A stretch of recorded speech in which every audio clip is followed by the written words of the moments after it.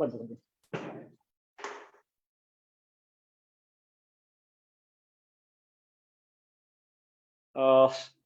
सर्वप्रथम सबै साथीहरूलाई गति सबै साथीहरूलाई स्वागत छ। नमस्कार भित्र भयो। हेलो सबै साथीहरूलाई स्वागत नमस्कार। साथीहरू सुन्नु भएको छ, देख्नु भएको छ, देख्ने सुन्ने गर्नु भएको छ साथीहरू? यदि कोही फेसबुक लाइभमा हुनुहुन्छ भनेदेखि साथीहरूलाई म जुम रुममा आइदिनको लागि अनुरोध गर्छु।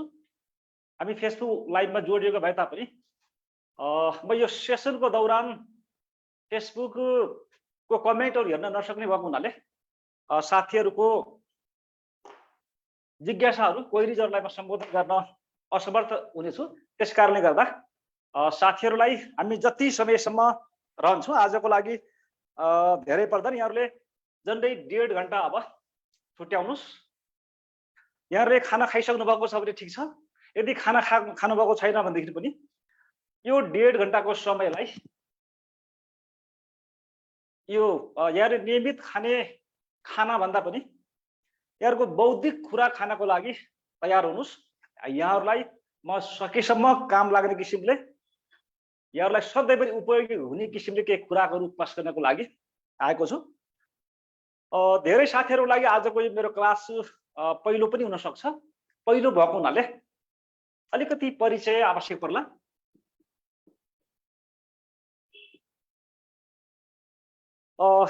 आज पहिलो दिन भएको हुनाले म 5 मिनेट जति साथीहरूलाई टपिक भन्दा बाहिर गएर केही पृष्ठभूमिका कुराहरू गर्छु। साथीहरूले त्यति जेल धैर्य गरिदिनु होला। त्यसपछि हामी टपिकमा त 1.5 घण्टा भनेको ठाउँमा उस्तै पर्यो भनेदेखि हामी अगाडि पनि बढौँला। 5 मिनेट जति चाहिँ यो साथीहरूले मलाई पहिले टपिकमा जानुभन्दा अगाडि केही कुराहरू सुनिदिनु होला। हुन त यो प्रेजेन्टेसनमा परिचय देखिएकै छ। नाम भइहाल्यो साथीहरू, ललित कुमार बस्नेत, लेखकको प्रशिक्षक पनि भनेकै छ, नेपाल सरकारको उपसचिव पनि भनेकै छ। यति भनिसकेपछि थप परिचय दिइराख्न आवश्यकता नहुनु पर्ने हो साथीहरू। तर पछिल्लो समय यो लेखकको प्रशिक्षकको नाममा जसले पनि अब कुनै पनि सेवा नभए तापनि लेखक प्रशिक्षक भनेर चाहिँ एउटा विशेषण झुन्डाउने गरेको हुनाले त्यति मात्रै लेख्दाखेरि चाहिँ वास्तवमा साथीहरू अन्य हुन सक्छ। त्यसो भएको हुनाले अलिकति म केही कुरा ब्याकग्राउन्डमा अलिकति केही कुरा भन्छु। कतिपय साथीहरूले मैले फेसबुक लाइभमा देखिराखेको छु र यो जुम रुममा पनि हेरेँ, चिनेकै साथीहरू हुनुहुन्छ र कतिपय साथीहरू नयाँ नचिनेको साथीहरू हुनुहुन्छ। उहाँहरू सबैको लागि केही समस्या छ टेक्निकली। फेसबुकमा आइरहेको छ के 400 दिने भएर यस्तो गरेको। परिचय त्यो भइसक्यो। परिचयको सन्दर्भमा मैले साथीहरूलाई के कुरा भन्छु भनेदेखि पुरानो साथीहरूले चाहिँ मलाई चिन्नु भएको पनि हुनसक्छ, सुन्नु भएको पनि हुनसक्छ, नयाँ साथीहरूले नसुन्नु भएको हुनसक्छ। हुन त लोकसेवा आयोगले शाखा अधिकृत लगायतको नयाँ कोर्स प्रारम्भ भइसकेपछि साथीहरू शासन प्रणाली यो शाखा अधिकृतको लागि सुरुमै शाखा अधिकृतको शासन प्रणाली किताब लेख्ने मध्येको एउटा लेखक म पनि हो। र त्यसपछि सुरुका वर्षहरूमा झन्डै दर्जन जति मैले किताबहरू पनि लेखेँ र त्यति बेला धेरैतिर पढाए पनि ललित बस्नेत भनेपछि धेरैले चिन्ने नाम थियो। तर साथीहरू म अलिकति पदीय जिम्मेवारीका कारणले गर्दा विगत 5-6 वर्षदेखि म नेपाल सरकारको सिडिओ, साई सिडिओ, त्यो पनि महत्त्वपूर्ण जिल्लामा चाहिँ भूमिकामा रहेको हुनाले म अलिकति हराएको जस्तो देखियो।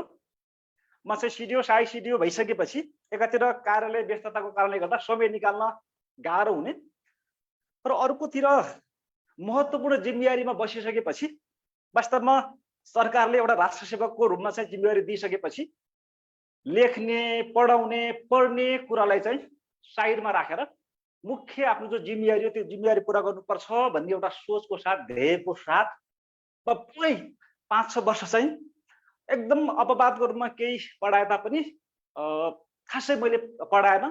बीचमा मेरो 5-6 वर्ष अगाडि धेरै किताब निस्केको भए तापनि मैले लेख्ने काम पनि एकदम नगर्ने मात्रै गरेँ। त्यही भएर धेरै साथीहरू अलिकति यो बिर्सिँदै जानुभएको हुनसक्छ। तर अहिले चाहिँ अलिकति परिस्थिति फरक छ। म विगत 5-6 महिनादेखि सिडिओ सहायक सिडिओको जिम्मेवारी भन्दा फरक जिम्मेवारीमा छु। मैले गृह मन्त्रालय अन्तर्गत उपसचिवको रूपमा कार्यरत छु। एकातिर त्यो भएको हुनाले अलिकति मेरो जिम्मेवारी फरक भएको हुनाले अलिकति मैले समय व्यवस्थापन गर्न सकिनु भएको छ। त्यो कारणले गर्दा पनि समय यसरी यहाँहरूसँग सेयर गर्नु कि भन्ने भयो।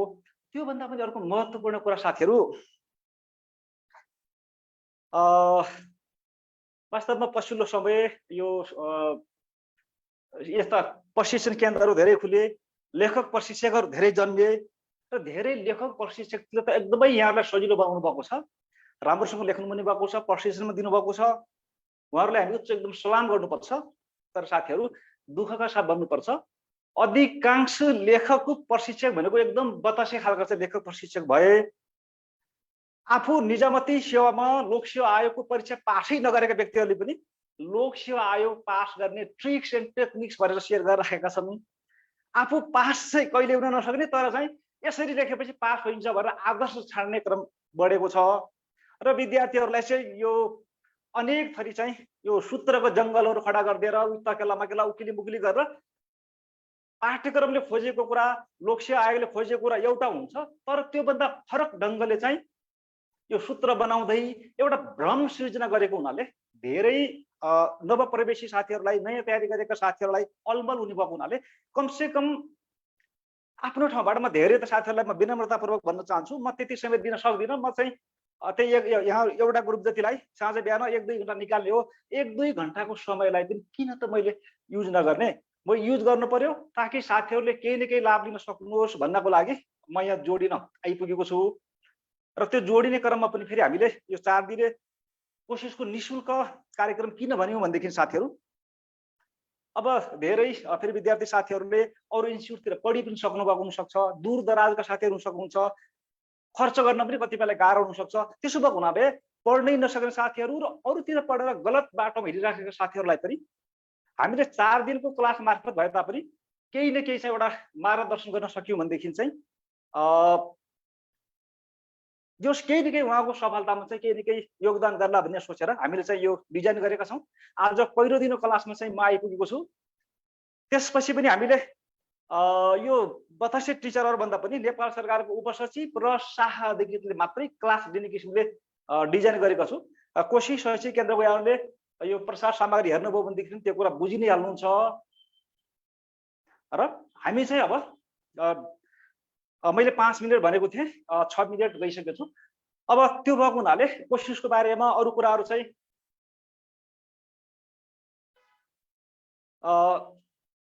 हामी चाहिँ अब त्यसो भएको हुनाले म चाहिँ यो ढिलो नगरिकन अब सेसनमा लैजान चाहन्छु साथीहरू, ताकि साथीहरूले अब क्लासमा छिरिसकेपछि मैले ब्याकग्राउन्डको कुरा गरेँ, अब साथीहरूले कसरी लेख्ने भन्ने कुराहरूमा म लैजान चाहन्छु। र कोही नयाँ साथीहरू भर्खरै जोडिनु भएको छ भनेदेखि म सबै साथीहरूलाई एकदमै स्वागत गर्न चाहन्छु, फेरि पनि नमस्कार गर्न चाहन्छु।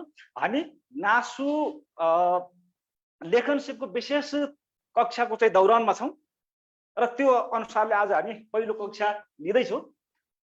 र आजको सेसनमा साथीहरूलाई के गर्छौँ भनेदेखि साथीहरू हामी आवश्यकता अनुसार बोर्ड पनि प्रयोग गर्छौँ र पावर पोइन्ट पनि चाहिँ हामी प्रयोग गर्छौँ, स्क्रिन सेयरको मेथड पनि अप्नाउँछौँ। मैले बुझाउने कुराहरू चाहिँ साथीहरूलाई यो बोर्डबाट केही बुझाउँछु र त्यसपछि डिटेल कुराहरू चाहिँ हामी स्क्रिन सेयरको मेथडबाट जान्छौँ।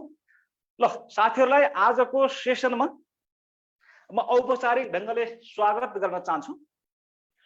आजको सेसन साथीहरू त्यो हेर्नुभएको थियो होला, हामीले नासु सेकेन्ड पेपर, नासु दोस्रो पत्र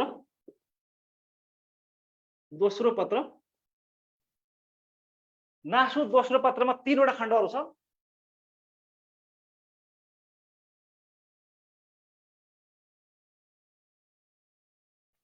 तीन खण्डहरू रहेका छन् साथीहरू र ती 3 खण्डहरू मध्ये खण्ड ख को मैले मोडल क्वेसन पनि दिएको थिएँ। खण्ड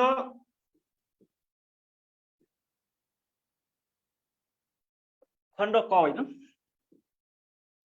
खण्ड ख को केही नमुना प्रश्नहरू र ती प्रश्नहरू हल गर्ने तरिका र लेखनसिप यो विषयगत परीक्षामा कसरी लेख्नुपर्छ भन्ने सन्दर्भमा एउटा एक्सपिरियन्स सेयर गर्नको लागि अन्तर्क्रिया गर्नको लागि म उपस्थित भएको छु। त्यसो भएको हुनाले म साथीहरूलाई सिधै चाहिँ अब लेखन सिप विकास सम्बन्धी केही कुराहरू सेयर गर्न चाहन्छु। साथीहरू बोर्डमा देखेर भनेपछि कमेन्ट गर्नु होला। फेसबुकबाट कमेन्ट नगर्नु होला, म फेसबुकको कमेन्टहरू हेर्न भ्याइराखेको हुँदैन। जुम रुममा गएर साथीहरूले कमेन्ट गर्नु होला। लेखन सिप यो नासु आज हामीले त यो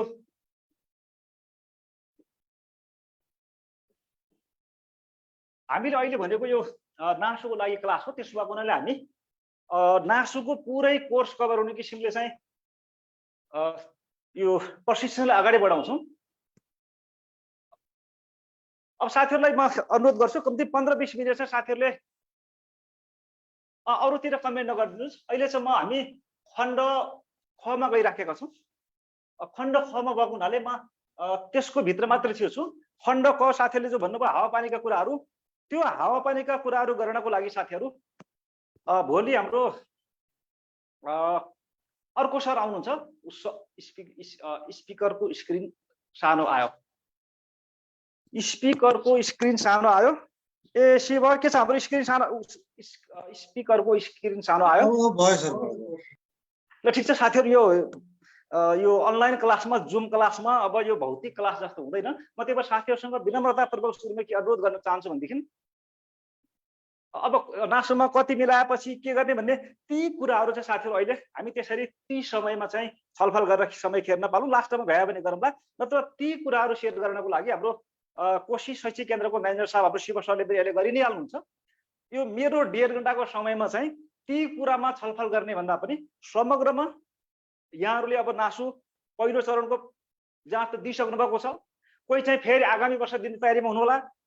सबैको लागि चाहिँ सेकेन्ड पेपरमा कसरी एक्सप्लेन गर्ने, कसरी अङ्क ल्याउने भन्ने विषयमै हामी केन्द्रित भएर छलफल गरौँ। अरू कुराहरू अरू साथीहरूले पनि गर्नुहुन्छ। त्यही भएर त्यतातिर चाहिँ यो क्वेसन नसोध्नको लागि म अनुरोध गर्न चाहन्छु। नासुको लागि भए तपाईँ शाखा अधिकारीलाई मात्र पनि उपयोगी हुन्छ भने सबभन्दा पहिले लेखन सिपको लागि चाहिँ यहाँहरूले के जान्नुपर्छ भन्ने 3वटा कुरा जान्नुपर्छ।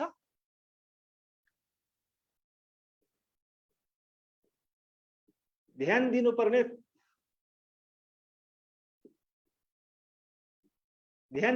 3वटा कुराहरू। एउटा के पढ्ने भन्ने कुरो साथै जान्नुपर्छ।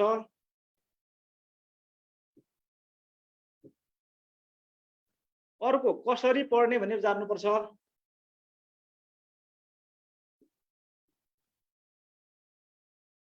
पढ्ने सूत्र के हो त? सूत्र भन्नुहोस् अथवा तरिका भन्नुहोस्, सफलताको सूत्र भनौँ। सफलताको सूत्र के हो, तरिका के हो। अर्को कसरी लेख्ने।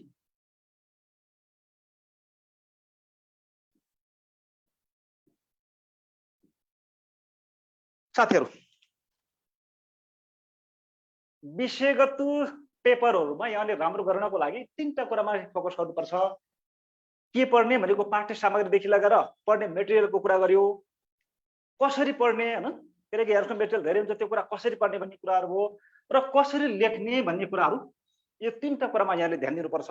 यी 3वटा कुराहरू मध्ये साथीहरूसँग पछि हामी डिटेल क्लास गर्दाखेरि चाहिँ के पढ्नेदेखि नै सुरु गरौँला। तर आज चाहिँ हामी नमुना प्रश्नको उत्तर लेख्ने अभ्यास समेत गर्ने भएको हुनाले आज चाहिँ म साथीहरूलाई के पढ्ने कसरी पढ्ने भन्ने विषयतिर जाँदैन, मात्रैमा कसरी लेख्ने भन्ने कुराहरूमा साथीहरूको ध्यान लैजान चाहन्छु, ध्यान तान्न चाहन्छु। कसरी लेख्ने त बढी भन्दा बढी नम्बर ल्याउनको लागि त्यतातिर म साथीहरूको ध्यान तान्न चाहे।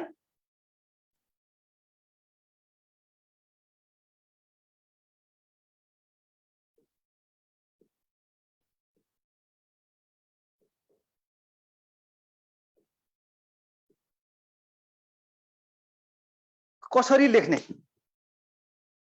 कसरी लेख्नेको सन्दर्भमा कुरा गर्दै गर्दाखेरि अब म सिधै साथीहरूलाई चाहिँ अब यहाँहरूले मानौँ पढ्ने के पढ्ने भन्ने कुराको पनि व्यवस्था गरिसक्नुभयो, कसरी पढ्ने भन्ने कुरा पनि व्यवस्था गरिसक्नुभयो। अब कल्पना गर्नुहोस्, यहाँहरू अब विषयगत परीक्षाको लागि परीक्षा हलमा प्रवेश गर्नुभयो। अब विषयगत परीक्षाको लागि अनि सब्जेक्टिभ पेपरको लागि एकछिन मानिलिनुहोस्, यहाँहरू परीक्षा हलमा अब प्रवेश गर्नुभयो। त्यो यहाँहरूको 3 घण्टाको समय, 2.5 घण्टाको समय कसरी उपयोग गर्ने, कसरी लेख्ने भन्नेतिर म यहाँहरूको ध्यान लैजान चाहन्छु। कसरी लेख्ने, ध्यान दिनुपर्ने कुराहरू।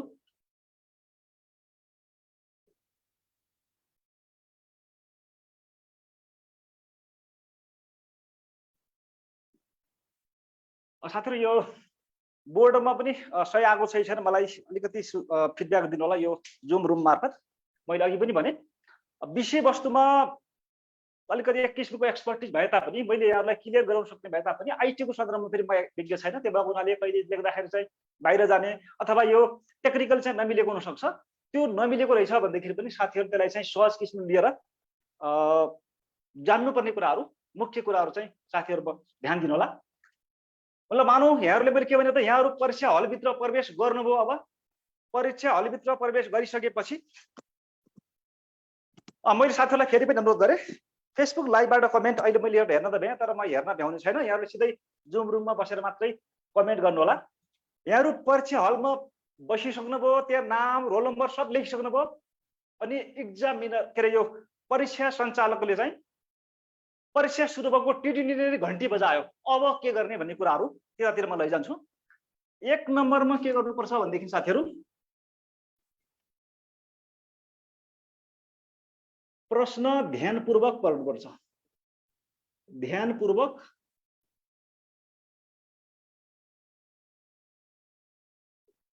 पढ्ने प्रश्नले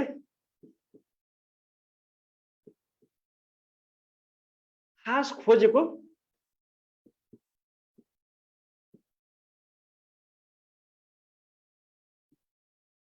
कुरा पत्ता लगाउने।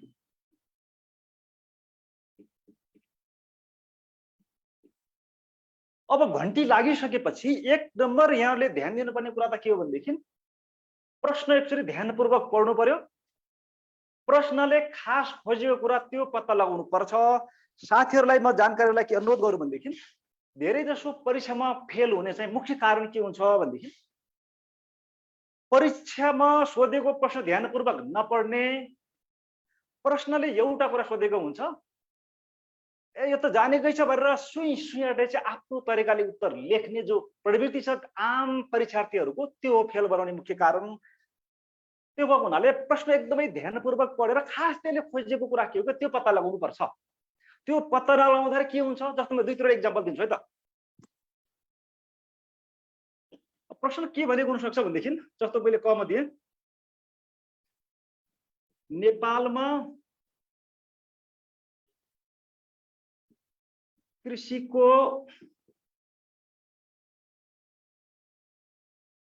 उत्पादन घट्नुको कारण लेख्नुहोस्। कारण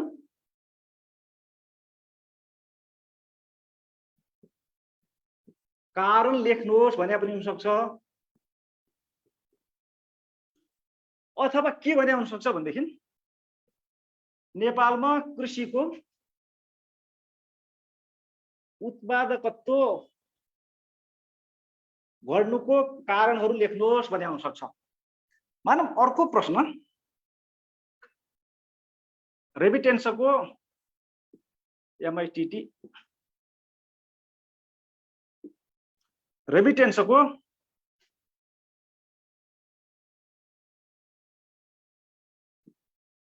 प्रभाव लेख्नुहोस् भने पनि हुन सक्छ, अथवा रेमिटेन्सको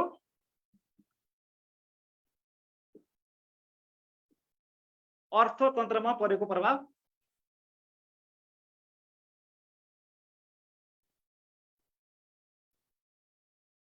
फेरि बाहिर गला लाग्यो, यति लेख्नुहोस्। अर्थतन्त्रमा परेको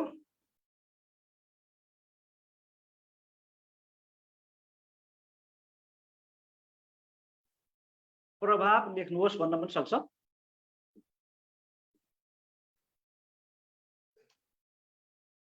अलिकति बोर्ड सानो हो, त्यही भएर धेरै कुरा मेटिराख्नु पर्ने हो। लाल फित्ताशाही, रेड टेपिजम,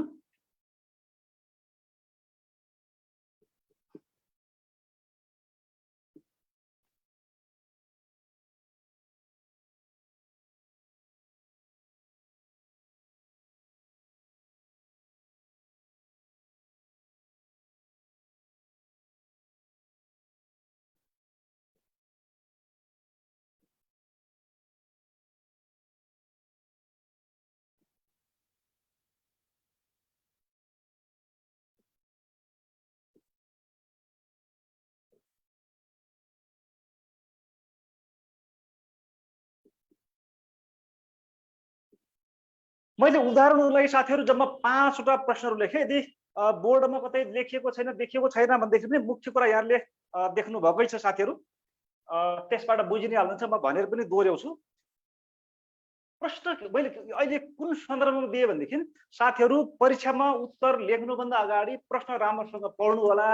कहिलेकाहीँ सरस्वती प्रश्न पढ्दाखेरि त्यो पढ्दाखेरि निस्किने कुरो र गहिरिएर पढ्दाखेरि प्रश्नले सोधेको कुरो फरक हुन सक्छ, त्यसमा नझुकिनुहोला भन्नको लागि। जस्तो यो दुईटा प्रश्न दिए नि मैले, नेपालमा कृषिको उत्पादन घट्नुको कारणहरू लेख्नुहोस् भनेको र नेपालमा कृषिको उत्पादकत्व घट्नुको कारणहरू लेख्नुहोस् भने यो चाहिँ प्राय सोधेको छैन। यो प्रश्न चाहिँ पटक पटक सोधिराखेको छ। यो प्रश्न भनेको नेपालमा कृषिको उत्पादकत्व घट्नुको कारणहरू लेख्नुहोस् भनेको हुन्छ। अनि साथीहरूले के लेख्नुहुन्छ भनेदेखि कृषिको उत्पादकत्व घट्नुको कारणहरू मध्ये लेख्नुहुन्छ, अरू कारण त लेखिनै हाल्नुहुन्छ। जग्गाको खण्डीकरण लेखिदिनुहुन्छ, यता देखिन्न, ल ठिकै छ। अब मैले लेख्न भ्याएन साथीहरू, यो भयो उत्पादकत्व घट्नुका कारणहरू के लेखिदिनुहुन्छ भनेदेखि जग्गाको खण्डीकरण भएको भनेर लेखिदिनुहुन्छ, श्रम शक्तिको अभाव भनेर लेखिदिनुहुन्छ। त्यो लेख्नुभयो भनेदेखि साथीहरू यो उत्पादकत्व घट्नुको कारणको चाहिँ त्यो मिलेन। उत्पादन घट्नुको कारण हो भनेदेखि त त्यो ठिकै हुन्थ्यो, तर उत्पादकत्व र उत्पादन भनेको के हो पहिला त्यो जो टर्मिनोलोजी छ नि त्यो बुझेको हुनुपर्छ साथीहरू। यसलाई चाहिँ उत्पादनलाई भन्ने हो प्रोडक्टिभिटी, इङ्ग्लिसमा लेखिन्छ जस्तो सोधेको बेला यो भनेको प्रोडक्सन है। मैले साथीहरूलाई के सम्झाउन खोजेँ भनेदेखि कृषिको प्रोडक्सन र प्रोडक्टिभिटी घट्नुको कारण भनेपछि त्यो क्वेसन फरक हो है भन्ने कुरा बुझ्नु पर्यो। प्रोडक्सन भनेको पछि चाहिँ एउटा कुरा सोधेको हो, प्रोडक्टिभिटी भनेको चाहिँ अर्को कुरा सोधेको हो। खास गरी प्रोडक्सनमा चाहिँ युनिट एरियासँग मतलब हुन्न, जतिसुकै जग्गामा खेती गरियोस् अनि भएको उत्पादनलाई चाहिँ हामी प्रोडक्सन भन्छौँ। प्रोडक्टिभ भनेको युनिट एरियामा गरिएको खेतीबाट निश्चित क्षेत्रफलमा खेती गर्दाखेरि जो भएको उत्पादन थियो नि त्यो किन घट्छ, त्यो किन घट्यो भनेको के। यसलाई यसरी बुझौँ अझ। जस्तो यहाँले अब नेपालमा पहिले एक मुरी भन्नुहोस्, एक रोपनी भनौँ, एक रोपनीमा धान खेती गर्दाखेरि 4 मुरी फल्थ्यो, अहिले चाहिँ एक रोपनीमा धान खेती गर्दाखेरि 2 मुरी मात्रै फल्यो। यो भनेको उत्पादकत्वको कुरा गरेको हो। तर एक रोपनीसँग नगर पहिले चाहिँ एक रोपनीमा खेती गरिरहेको थियो, अहिले 5 रोपनीमा खेती गरियो, उत्पादन त हुन सक्छ 10 मुरी हुन सक्छ। यति बेला यो प्रोडक्सन त बढेको हुन सक्छ, अघि भने थिएँ 4 बाट 10 भएको पनि हुन सक्छ, तर प्रोडक्टिभको हिसाब गर्यो भनेदेखि घट्यो के। यो प्रश्नले खोजेको कुरो चाहिँ प्रोडक्सन किन घट्यो भने होइन कि यसको कुरा गरेँ मैले, प्रोडक्टिभिटी किन घट्यो भनेको त्यही क्षेत्रफलमा खेती गर्दाखेरि पनि घट्नुको कारणको पहिचान गर्नुहोस् भनेको। त्यसो भएको हुनाले जमिन चाहिँ बाँझो रह्यो, खण्डीकरण भयो, श्रम शक्ति भएन भन्ने कुरो चाहिँ त्यसको एन्सर होइन भनेको। उत्पादकत्व खास घट्नुको खास कारण के हो त? उत्पादकत्व खास कारण के हुन सक्छ भनेदेखि जस्तो हामीले विषादी यो विकासी मलहरूको बढीभन्दा बढी प्रयोग गर्दै गऱ्यौँ अनि त्यो रोगहरू नियन्त्रण गर्न सकेनौँ, नयाँ किसिमको हाम्रो यो उन्नत बिउ बिजनको प्रयोग गर्न सकेनौँ, ओ त्यतातिर लेख्ने भनेको के मतलब प्रश्नले चाहिँ एउटा कुरा सोधे हुन सक्छ, यहाँहरू चाहिँ कमसम्म अर्को उत्तर लेखिदिन सक्नुहुन्छ। त्यो नगर्नुलाई खास प्रश्नले सोधेको कुरा के हो त्यो बुझ्नु होला। यो प्रश्न पनि धेरैचोटि आइराखेको छ त, रेमिटेन्सको नेपालको अर्थतन्त्रमा परेको असर लेख्नु भनेको हुन्छ। त्यो बेला के ख्याल गर्नुपर्छ भनेदेखि साथीहरू, रेमिटेन्सको बाट नेपालमा परेको प्रभाव भन्नुहोस् अथवा त्यो प्रभाव भन्दा सकारात्मक नकारात्मक लेख्नुपर्छ। असर लेख्नुहोस् भनेको बेला चाहिँ यो अर्थतन्त्र भनेन भनेदेखि चाहिँ यहाँहरूले जे पनि लेख्न सक्नुहुन्छ। जस्तो रेमिटेन्सको कारणले गर्दा अथवा वैदेशिक रोजगारको कारणले गर्दा अर्थ के अरे नेपालमा परेको प्रभाव भन्नुभयो भने यहाँहरूले ब्रोड लेख्न सक्नुहुन्छ। तर अर्थतन्त्रमै परेको प्रभाव भन्यो भनेदेखि चाहिँ ब्रोड लेख्ने होइन। अर्थतन्त्रमा के भयो त, अब व्यापार घाटा भयो होला, अनि हैन व्यापार घाटाका कुराहरू गर्नु पर्यो, भुक्तानी सन्तुलनको कुरा गर्नु पर्यो। यो किसिमले एउटा फजुल खर्च गर्ने प्रवृत्तिबाट आएको होला। मतलब अर्थतन्त्रसँग जोडेका बुँदा मात्रै बनाउनु पर्यो, ओभरअल बनाउनु हुँदैन भनेको के। यस्तै गरेर लाल फितासाहीबाट सार्वजनिक प्रशासनमा परेको प्रभाव पर्यो। लाल फितासाही चाहिँ भनेको पहिले बुझ्नु पर्यो, मलाई लाग्छ त्यो बुझ्नु छ यहाँहरूले। त्यो बुझिसकेपछि भनेको सार्वजनिक प्रशासनमा प्रभावको कुरा गर्दाखेरि पनि यो लाल फितासाही भनेको यो प्रक्रियागत निर्णय प्रक्रियाको कारणले गर्दा हुने ढिला सुस्तीले हामी के भन्छौँ त, लाल फितासाही भन्छौँ। ओ निर्णय ढिलो हुँदाखेरि के, समयमा निर्णय नहुँदाखेरि हाम्रो ढिला सुस्तीको कारणले गर्दा के प्रभाव परेको छ त्यति मात्र लेख्नुपर्छ भनेको। अब मैले जिसम्म मैले यो आन्सर लेख्दाखेरि डिटेलमा चाहिँ कस्तो प्रश्नको उत्तर कसरी लेख्नुपर्छ भन्ने जाउँला। अहिले मैले मात्र यहाँलाई भन्न खोजेको कुरा के हो भनेदेखि प्रश्नले खास खोजेको कुरा के हो त्यो लेख्नुपर्छ। जस्तो उत्पादन घट्नु र उत्पादकत्व घट्नु भने चाहिँ फरक फरक कुरा हो। त्यसो भएकोले के सोधेको, उत्पादन घट्नु भन्यो भनेदेखि चाहिँ ब्रोडली लेख्न सक्नुहुन्छ। तर उत्पादकत्व घट्नु भन्यो भनेदेखि चाहिँ त्यही एरियामा खेती गर्दाखेरि किन उत्पादन कम भयो भन्ने त्यतातिरबाट बुदाहरू खोज्नुपर्छ भनेको के। जस्तो रेमिटेन्सको प्रभाव भनेको बेला चाहिँ रेमिटेन्सको प्रभाव भनेको बेला अथवा असर भनेको बेला चाहिँ त्यति मात्रै भन्दाखेरि ब्रोडली लेख्न सक्नुहुन्छ। तर अर्थतन्त्रमै परेको प्रभाव भनेको बेला चाहिँ अर्थतन्त्रसँग जोडेर लेख्नु पर्यो। अथवा सामाजिक सांस्कृतिक पक्षहरूमा परेको प्रभाव भनेपछि त्यहाँ परिवार विखण्डनका कुराहरू हैन, भने त्यतातिर चाहिँ यो झैझगडाका कुराहरू, बेमेलका कुराहरू त्यतातिर लेख्नु पर्यो। मतलब प्रश्नले के सोधेको छ त्यो कुरा लेख्नुपर्छ भन्ने सन्दर्भमा मैले यति उदाहरण दिएको। यसको मुख्य जिस्ट के हो भनेदेखि उत्तर लेख्नुभन्दा अगाडि प्रश्न राम्रोसँग पढ्नु होला, प्रश्नले खास सोधेको कुरा के हो त्यो पत्ता लगाएर मात्रै उत्तर लेख्नु होला भन्नु लाग्यो। अब दोस्रो महत्त्वपूर्ण कुरो,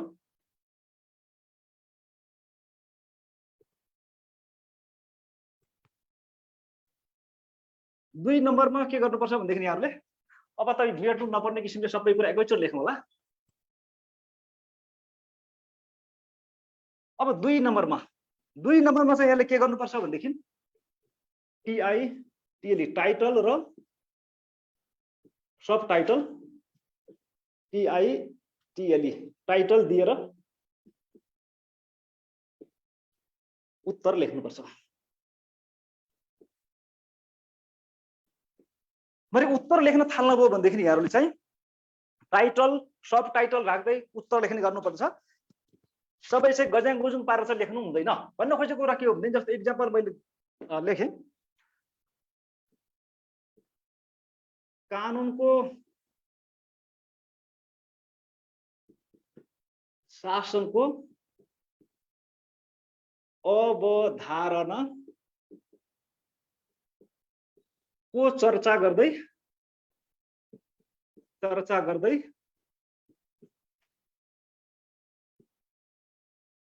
यसको अवस्था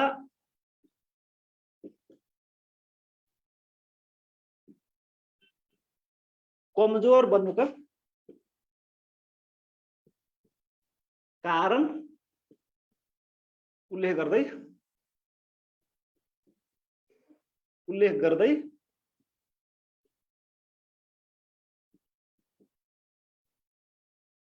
समाधानका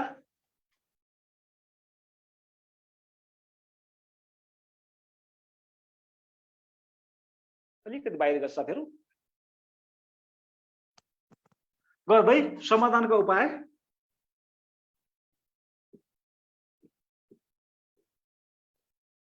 यो 2 number plus 4 number plus 4 number यो 10 नम्बरको प्रश्नलाई भयो साथीहरू। 10 नम्बरको प्रश्नलाई चाहिँ यहाँले टाइटल सब टाइटल दिएर चाहिँ उत्तर लेख्ने, तर 5 नम्बरमा आवश्यक नपर्ने।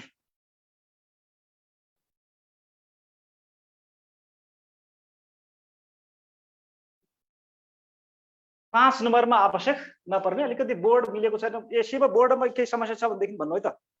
आवश्यक नपर्ने यसले भनेको के हो भनेदेखि प्रश्नमा चाहिँ 5 नम्बर हुँदाखेरि त सिधै उत्तर मागेको हुन्छ, उत्तर लेख्न सकिहालिन्छ। तर 10 नम्बरको प्रश्नमा चाहिँ साथीहरू टाइटल सब टाइटल गर्दै उत्तर लेख्नुपर्छ भनेको यहाँ 3टा खण्डहरू छ क्या। एउटा चाहिँ कानुनको शासनको अवधारणा भन्ने छ, अर्को अवस्था छ, र अर्को चाहिँ के छ त समाधानको उपाय भन्ने छ नि।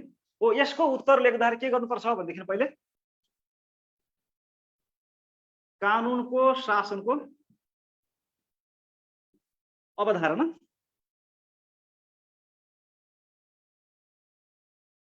यो सब टाइटल भयो अझ साथीहरू।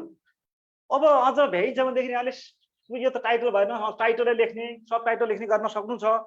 तर 10 नम्बरको प्रश्नलाई पुरै टाइटल पनि आवश्यक पर्दैन, यहाँले सब टाइटल बनाउँदै जानुपर्छ। यो यहाँले लेख्न सक्नुहुन्छ, कति नम्बर छ त्यो अनुसारले। त्यसपछि अवस्था कमजोर हुनुको कारण यसलाई पनि अन्डरलाइन गर्ने, अनि ट्याक ट्याक उत्तर लेखिहाल्नुहुन्छ। समाधानको उपाय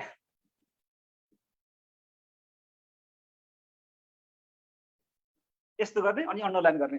भने दोस्रो बुँदा मैले दोस्रो यहाँलाई सुझाव के दिए भनेदेखि अब प्रश्न पढिसकेपछि यहाँले उत्तर लेख्नको लागि चाहिँ सकिन्छ भने पुरै प्रश्न एउटै मात्र हेडिङ लेख्ने।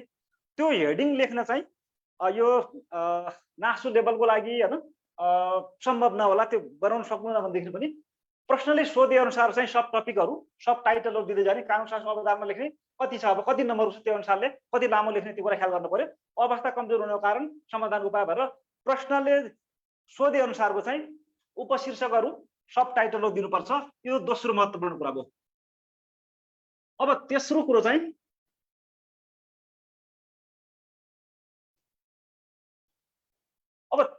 चाहिँ के गर्नुपर्छ भनेदेखि साथीहरू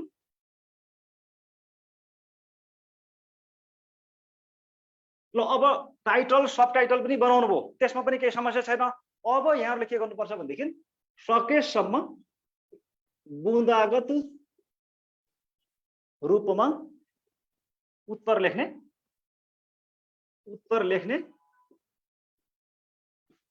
अनि बुँदाहरू के हुनु पर्यो भनेदेखि बुँदाहरू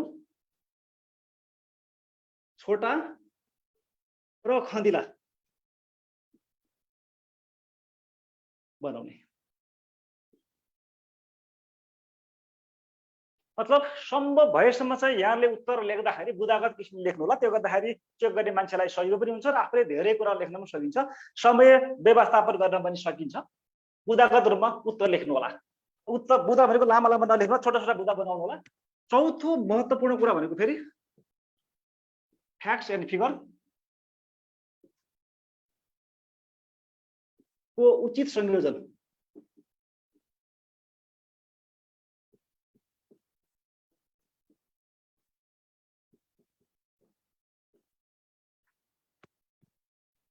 भनेको तथ्यहरू र चित्रहरूमा चाहिँ जोड दिनु पर्ला। यहाँहरूले तथ्यहरू र चित्रहरूमा चाहिँ जति जोड दिन सक्यो एन्सरको चाहिँ नम्बर बढी आउने सम्भावना चाहिँ त्यति नै बढी हुन्छ। जस्तो मैले यहाँ उदाहरणलाई भन्न खोजेको कुरा के भनेदेखि अघि मैले कुरा कानुनको शासनको अवस्था कमजोर हुनुको कुरा गरेको छ भने नेपालको कानुनको शासनको अवस्था के हो त तथ्य के रिपोर्टले के भन्छ त्यो कुरा जोड्नु होला। अथवा विद्युतीय शासनको क्वेसन आइराखेको छ, नेपालमा विद्युतीय शासनको अवस्था चाहिँ कमजोर हुँदै गइराखेको छ, किन यस्तो भइराखेको छ भनेर सोध्यो भनेदेखि यहाँहरूले नेपालमा विद्युतीय शासनको अवस्था यस्तो छ भनेर भन्न सक्नुहुन्छ। यो किसिमले यहाँले फ्याक्ट्स र फिगरको चाहिँ संयोजन गर्नु होला। नम्बर तान्ने भनेको मुख्य यसैले गर्दा हो है त। र पाँचौं र महत्त्वपूर्ण कुरा भनेको सकारात्मक सोच राखेर उत्तर लेख्ने सकारात्मक निष्कर्ष लेख्ने। अब पाँचौं र सबभन्दा महत्त्वपूर्ण कुरा के हो भनेदेखि कतिपय इस्युहरूमा यहाँलाई के हुन सक्छ भनेदेखि चित्त नबुझेको हुन सक्छ के भित्रैदेखि त्यसको विपक्षमा लेख्न चाहिँ एकदमै हात चाहिँ अघि बढिरहन सक्छन्, तर पनि हामीले उत्तर लेख्दाखेरि लोकसेवा आयोगले त्यस्तो विद्रोही स्वभावको मान्छे लिएर त्यो विद्रोही भित्राउन खोजेको होइन, यसले क्रिएटिभ मान्छे लान खोजेको हो क्या।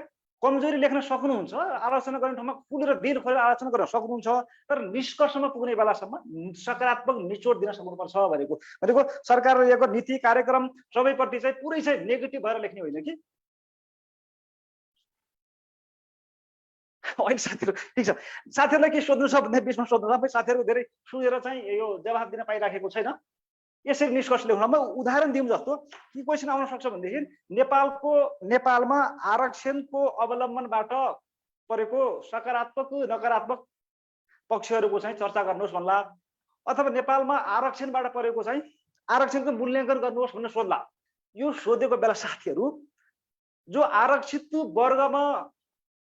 आरक्षित वर्गमा पर्नुहुन्न नि, जस्तो मलाई भनौँ यो बाहुन क्षेत्रीहरूलाई चाहिँ के हुन सक्छ भनेदेखि आरक्षणले गर्दा यो विभिन्न सुविधाबाट वञ्चित हुनु परेको छ, त्यसो भएको हुनाले एकदम धुवाँधार ढङ्गले विरोध गर्ने आलोचना गर्ने मन त लाग्छ नि, कलम त्यसै अघि बढ्न सक्छ, तर सम्हालिनु होला। यहाँले लेख्ने ठाउँमा नकारात्मक पक्ष भनेको ठाउँमा एकदम खुलेर विरोध गर्न सक्नुहुन्छ, तर निष्कर्षमा पुग्दै गर्दाखेरि के लेख्नुपर्छ भनेदेखि नेपालमा अझै पनि ठुलो समुदाय मूल प्रवाहबाट बाहिर भएको हुनाले बाहिर छ र तिनलाई मूल प्रवाहमा ल्याउनको लागि आरक्षण बाहेक अर्को विकल्प नभएको हुनाले माथि दिएका कमी कमजोरी हटाएर यसलाई चाहिँ अगाडि बढाउनु पर्छ भन्ने किसिमले, मतलब माथि व्याख्या गर्ने ठाउँमा समीक्षा गर्ने ठाउँमा सकारात्मक नकारात्मक दुइटै लेखेको भए तापनि निष्कर्षमा पुग्ने बेलासम्म सुझाव सहित यसरी बढाउनु पर्छ भनेर उत्तर लेख्नुपर्ने हुन्छ, टुङ्ग्याउनु पर्ने हुन्छ। जहाँसम्म निष्कर्षको कुरा गर्नुभयो साथीहरू, निष्कर्ष चाहिँ एउटा सकारात्मक हुनुपर्छ भन्ने मैले कुरा गरेँ। र यो 10 नम्बरको प्रश्नको लागि चाहिँ निष्कर्ष आवश्यक पर्छ, तर 10 नम्बरको प्रश्न होइन भनेदेखि चाहिँ 5 नम्बरको प्रश्न लागि निष्कर्ष आवश्यक परिराख्दैन। मैले यसरी जसरी लेखेको भए तापनि साथीहरू एउटा कुरा फेरि ख्याल गर्नु होला, हुन त कतिपय साथीहरूले फेरि यो उत्तर लेख्दाखेरि ओबिसीमा ख्याल गर्ने, ओपनिङ बडी कन्क्लुजनमा ध्यान दिने भनेर भन्नु होला साथीहरू। तर म साथीहरूलाई म के अनुरोध गर्न चाहन्छु भनेदेखि यो कुनै निबन्ध प्रतियोगिता होइन क्या।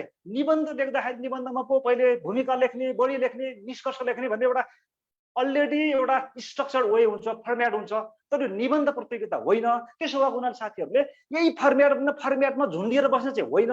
मुख्य फोकस गर्नुपर्ने कुरो, ध्यान दिनुपर्ने कुरो के हो भनेदेखि प्रश्न राम्रोसँग हेर्ने हो क्या। प्रश्नले जे सोधेको छ त्यो उत्तर लेख्ने हो। त्यसो भएको हुनाले आवश्यक नपरेको ठाउँमा भूमिका लेखिराख्ने, कन्क्लुजन पनि लेखिराख्नुपर्छ, यो बडी पनि मिलाउनु पर्छ भन्ने हो। यो ओबिसी गरेर चाहिँ त्यो भनेको चाहिँ के हो भनेदेखि साथीहरू एकदम ट्रेडिसनल एप्रोच हो, परम्परागत विधि हो। त्यो चाहिँ यहाँहरूले स्कुलमा निबन्ध लेख्दाखेरि, कलेजहरूमा निबन्ध लेख्दाखेरि प्रयोग गर्ने विधि हो। तर लोकसेवा आयोगले त्यस्तो निबन्धात्मक शैलीलाई चाहिँ मन पराउँदैन। सकेसम्म इनोभेटिभ हुनुपर्छ। यो इनोभेटिभ हुने भनेको प्रश्नले के सोधेको छ त्यसैमा चाहिँ बरु हेडिङ सब हेडिङ गर्दै उत्तर लेख्नु पर्छ। मैले यति भन्दै गर्दाखेरि मैले लेखनसिपको निष्कर्षमा आउँछु। एकचोटि साथीहरूलाई, केही साथीहरूलाई रिक्याप पनि होला। साथीहरूले सब्जेक्टिभ पेपरमा लेख्नको लागि मैले जति लेखेँ 5 वटा कुरामा ध्यान दिनुपर्छ भनेर मैले भने। निष्कर्षमा 5 बुझे यहाँहरूले चाहिँ मैले भनेको 5 बुझे चाहिँ निर्देशन ठान्नुहोस्, 5 बुझे सुझाव ठान्नुहोस्। यी 5 वटा बुदामा ध्यान दिनु होला। अरू यो फर्मेटका पछि नलाग्नु होला। 5 बुदा भनेको के रहेछ त, 1 नम्बरमा त क्वेसनलाई राम्रोसँग पढ्नुहोस्, के खोजेको त खोजेको कुरा पत्ता लगाउनुहोस्। दोस्रो कुरो भनेको चाहिँ प्रश्नको अब लामो प्रश्न छ भनेदेखि चाहिँ त्यहाँ टाइटल सब टाइटल लेख्दै चाहिँ त्यसरी चाहिँ गर्नु होला। नत्र एन्सर चाहिँ त्यो एक्जामिनरलाई कुन पार्टको एन्सर कहाँनिर छ भन्ने पत्ता लगाउन गाह्रो हुन्छ। त्यसको लागि पनि त्यहाँ चाहिँ अनि तेस्रो कुरो भनेको चाहिँ मैले भने नि बुदागत रूपमा उत्तर लेख्नु, फदिला बुदा बनाउनुहोस्। चौथो कुरो चाहिँ फ्याक्ट्स र फिगरको संयोजन गर्नुहोस्। र 5औं कुरो चाहिँ अन्तिममा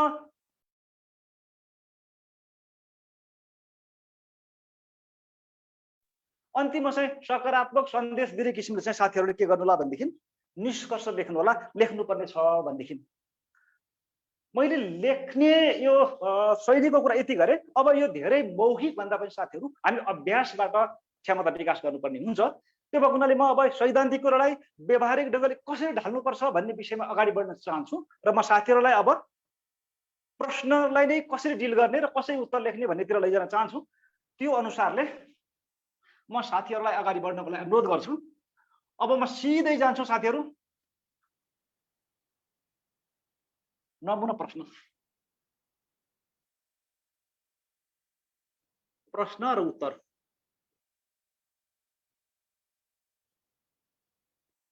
आज बोर्डले अलिकति म्यानेज गर्न नसक्दाखेरि अलिकति कहाँदेखि हुँदाखेरि यहाँसम्म गरेछ हो, ए कहाँदेखि कति भित्र लेखेपछि आउँछ भन्ने कुरोमा चाहिँ अलिकति म कन्फ्युज भएँ। त्यही भएर घरिघरि लेखिराख्नु पर्ने भयो अलिकति बोर्डमा चाहिँ। ठिक छ, कुरा हामी बिस्तारै मिलाउँदै जाउँला। अब म नमुना प्रश्न र उत्तरमा लैजान चाहन्छु। यसमा लैजानुभन्दा अगाडि म साथीहरूलाई चाहिँ एउटा स्क्रिन सेयर गर्छु।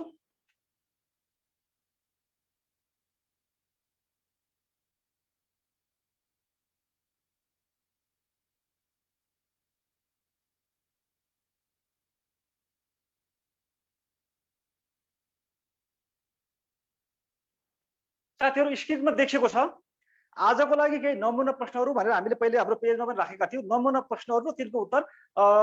यदि कोही साथीहरू भर्खरै जोडिनु भएको छ भनेदेखि हामी नासु स्पेशल एउटा लेखनसिप तयारी कक्षामा छौँ र यो हाम्रो नासुको लागि तयारी गरे तापनि कोर्स चाहिँ हाम्रो नासुको हामी केन्द्रित भएर गर्ने भए तापनि यहाँहरू शाखादेखि तयारी गरिराख्नु भएको साथीहरू कोही जोडिनु भएको छ भनेदेखि पनि यहाँहरूलाई पनि अत्यन्तै उपयोगी नै हुनेछ। यो प्रश्न देख्नुभएको होला। प्रश्न नम्बर 1 मा के रहेको छ भनेदेखि कानुनको शासनको अवधारणाको चर्चा गर्दै नेपालमा पछिल्लो समय कानुनको शासनको अवस्था खस्कदै जानुको कारणहरू पहिल्याउँदै सुधारको लागि सुझाव दिनुहोस् भनेर प्रश्नमा जम्मा 3टा पार्ट छन्। त्यो भएको हुनाले यसको उत्तर कसरी लेख्नु त अब साथीहरू त्यतातिर म साथीहरूको ध्यान तान्न चाहन्छु। अब त्यसमा 3टा पार्ट छन्, त्यो बुझिहाल्नुभयो। शासनको अवधारणाको चर्चा,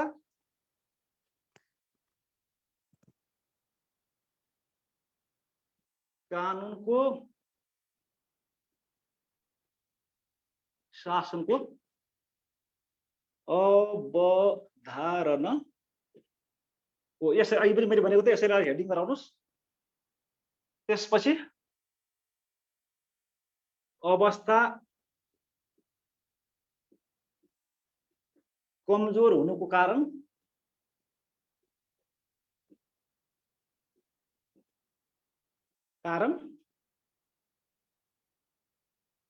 सुधारको लागि सुझाव।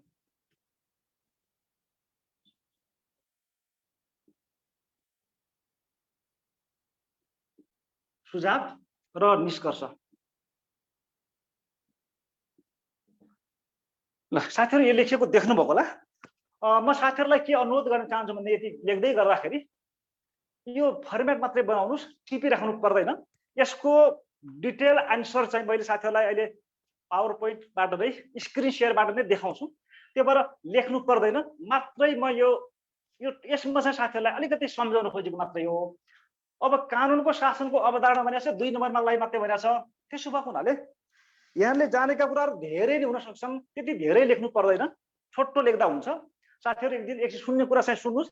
अहिले लेख्दाखेरि हामी उसबाट यहाँले हेर्नु होला कानुनको शासनको अवधारणा। त ल मानौँ पहिले पढिसकेका साथीहरूलाई त कानुनको शासन अवधारणा भएर त सिधै प्रश्नमा हल गर्दाखेरि मजा पनि आइराखेको होला।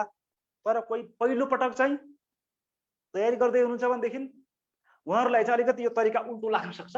किनकि पहिले हामीले पाठ पढिसकेर कानुनको शासनको सैद्धान्तिक कुराहरू, व्यवहारिक कुराहरू, नेपालमा अवस्था के छ, समस्या के छ, समाधान कसरी गर्ने, डिटेल पाठ पढिसकेर प्रश्न उत्तरमा जाँदाखेरि चाहिँ त्यो उल्टो वे भयो। तर आज चाहिँ हामी सिधै चाहिँ नमुना प्रश्न र तिनलाई कसरी हल गर्ने भन्ने विषयतिर चाहिँ केन्द्रित भएको हुनाले अलिकति साथीहरूलाई उल्टो लाग्न सक्छ। तर बिस्तारै चाहिँ अभ्यस्त होइन्छ। त्यसमा चाहिँ साथीहरूले अन्यथा नलिनु होला। अब कानुनको शासनको अवधारणा भयो, यसमा चाहिँ धेरै लेख्नु पर्दैन, जम्मा 2 नम्बरलाई सोधेको छ हैन। तर यहाँले यति भन्दै गर्दाखेरि यदि कोही नयाँ साथीहरू हुनुहुन्छ भनेदेखि पनि यति कुरा चाहिँ ख्याल गर्नु भाइ त। कानुनको शासनको अवधारणा भनेको इङ्ग्लिसमा के भन्छ, कन्सेप्ट हुन्छ। कन्सेप्ट यसले सोधेको के हो भनेदेखि साथीहरू कन्सेप्ट भनेको चाहिँ सामान्यतया हामी कन्सेप्ट के छ भन्छौँ नि, त्यसले अर्थ पनि सोधेको हो। अर्को चाहिँ त्यसले इभोल्युसन कसरी त्यसको चाहिँ ओरिजिन र डेभलप हो भन्ने कुरा पनि सोधेको हुनाले है त अवधारणा भन्ने कुरा 2टा कुरा सोधेको हुन सक्छ। एउटा चाहिँ त्यसको अर्थ मात्रै पनि सोधेको हुन सक्छ, अर्को चाहिँ त्यो कसरी उद्गम भयो र कसरी विकास भएर यहाँसम्म आइपुग्यो भन्ने कुरा पनि सोधेको हुन सक्छ। त्यो प्रश्नको वेटेज कति छ त्यो अनुसारले यहाँले लम्ब्याउने र खुम्च्याउने काम गर्नुपर्छ। अहिले मैले यहाँ उत्तर लेख्दाखेरि साथीहरू स्क्रिन सेयर गर्दाखेरि पनि यो दुईटै कुरालाई सबमिटेड किसिमले लेखेको छु। किनकि प्रश्न बनाउनेले चाहिँ त्यसले चाहिँ इभोल्युसनको कुरा सोध्या पनि सक्छ अथवा अर्थको कुरा पनि सोध्या हुन सक्छ। त्यही भएर हामी चाहिँ अलिकति ब्यालेन्स भएर लेख्नको लागि दुईटैलाई सन्तुलन मिलाएर लेख्न सक्नुपर्छ। त्यो भएपछि चाहिँ अलिक सुरक्षित ठाउँमा हुन्छ। अवधारणा कुरा यहाँ जान्नुभएको छ। एकचोटि मैले फेरि भने कानुनको शासन भनेको साथीहरूलाई कानुनको सर्वोच्चतालाई स्वीकार गरेर सञ्चालित शासन व्यवस्था लेख्नुपर्छ। साथीहरूले नोट पाउनुहुन्छ। कानुनको सर्वोच्चतालाई स्वीकार गरेर सञ्चालन गरिएको हामी के भन्छ शासन प्रणालीलाई कानुनको शासन भन्छौँ। जो उद्गमको कुरा गरेको छ नि फेरि हो विश्वमा कानुनको शासनको अवधारणा धेरै लामो समयदेखि विकास भएको भए तापनि मुख्य चाहिँ यहाँहरूले एबी डाइसीलाई सम्झिनुपर्छ। एबी डाइसी एबी डाइसीले चाहिँ यो सिद्धान्त प्रतिपादन गरेका हुन्। उनले कानुनको शासन हुनको लागि तीनवटा कुरा हुनुपर्छ भनेका छन्। त्यो धेरै साथीहरूलाई कण्ठ पनि होला। कानुनको शासन हुनको लागि के हुनुपर्छ भनेको त एउटा चाहिँ सरकारमा स्वेच्छाचारी शक्ति हुनु हुँदैन, स्वेच्छाचारी शक्तिको अभाव, absence of arbitrary power on the part of the government भन्छ। दोस्रो चाहिँ कानुनको अगाडि समानता, इक्वालिटी बिफोर ल भन्छ। तेस्रो भनेको संविधान सामान्य कानुनको परिमाण, constitution as a result of ordinary law of the land भनेर तीनवटा कुरा गरेको हुन्छ। यो भन्दै गर्दाखेरि फेरि rule of law, rule by लको कुरा पनि अलिकति त्यो लेख्न सक्नुभयो भनेदेखि त्यसले अलिकति उत्तरमा चाहिँ यो भ्यालु एड गर्छ। त्यसो भएको हुनाले यति कुरालाई यहाँले मिलाएर लेख्ने हो। अहिले मैले उत्तर भन्छु र यहाँले सम्झनुपर्ने कुरा के हो भने सामान्य अर्थ र एबी डाइसीले 1885 मा यो विकास गरेको कुरा र उनले गरेका तीनटा कुरा चाहिँ यहाँले छुटाउनु हुँदैन, त्यो लेख्नुपर्छ। अनि अवस्था कमजोर हुनुको कारणहरू भनेको बेला साथीहरू के कुरा ख्याल गर्नुपर्छ भन्दाखेरि अब कानुनको शासनको अवस्था कमजोर हुनुको कारण भनेपछि अवस्था के छ भन्ने कुरा अलिकति चाहिँ अवस्था कमजोर भन्ने कुरा कसरी थाहा भयो त त्यसलाई पनि कहीँ न कहीँ चाहिँ जस्टिफाई गर्ने किसिमले केही बुझाएर लेख्न सक्नुहुन्छ। जस्तो यहाँहरूले अब पहिलोपटक तयारी गर्दै हुनुहुन्छ भनेदेखि त्यो थाहा नहुन सक्छ। नेपालको पछिल्लो प्रतिवेदनले कानुनको शासन भएछ नि, रोली भन्छ रुल अफ ल इन्डेक्स चाहिँ 2000 ल मानौँ 19 मा के थियो त 19 मा थियौँ हामी चाहिँ 60 स्थानमा थियौँ। 2020 मा चाहिँ हामी पुग्यौँ 61 मा पुग्यौँ र अहिले 2021 मा आएर चाहिँ हामी 70औं स्थानमा पुग्यौँ। अङ्कको कुरा गर्ने हो भनेदेखि हामी 15औं योजनाको सुरुवात वर्षमा चाहिँ 0.54 हाम्रो 54 थियो। हामी बढाउँदै बढाउँदै गएर 5 वर्षमा 0.58 बढाउने भनेका थियौँ। तर विडम्बना भनौँ घट्दै घट्दै गएर अहिले कति भएको छ त 0.52 भएको छ। खास हामी लेख्नु पर्ने त अवस्था कमजोर हुनुको कारण नै लेख्ने हो। तर अवस्था कमजोर छ भन्ने कुरोको त त्यो प्रश्नमा चर्चा गरेको भए चाहिँ ठिक छ, चर्चा गरेको छैन भनेदेखि अलिकति आफूले चाहिँ छुइदिनुपर्छ। मतलब नेपालमा कानुनको शासनको अवस्था वास्तवमा कमजोर हुँदै गएको छ।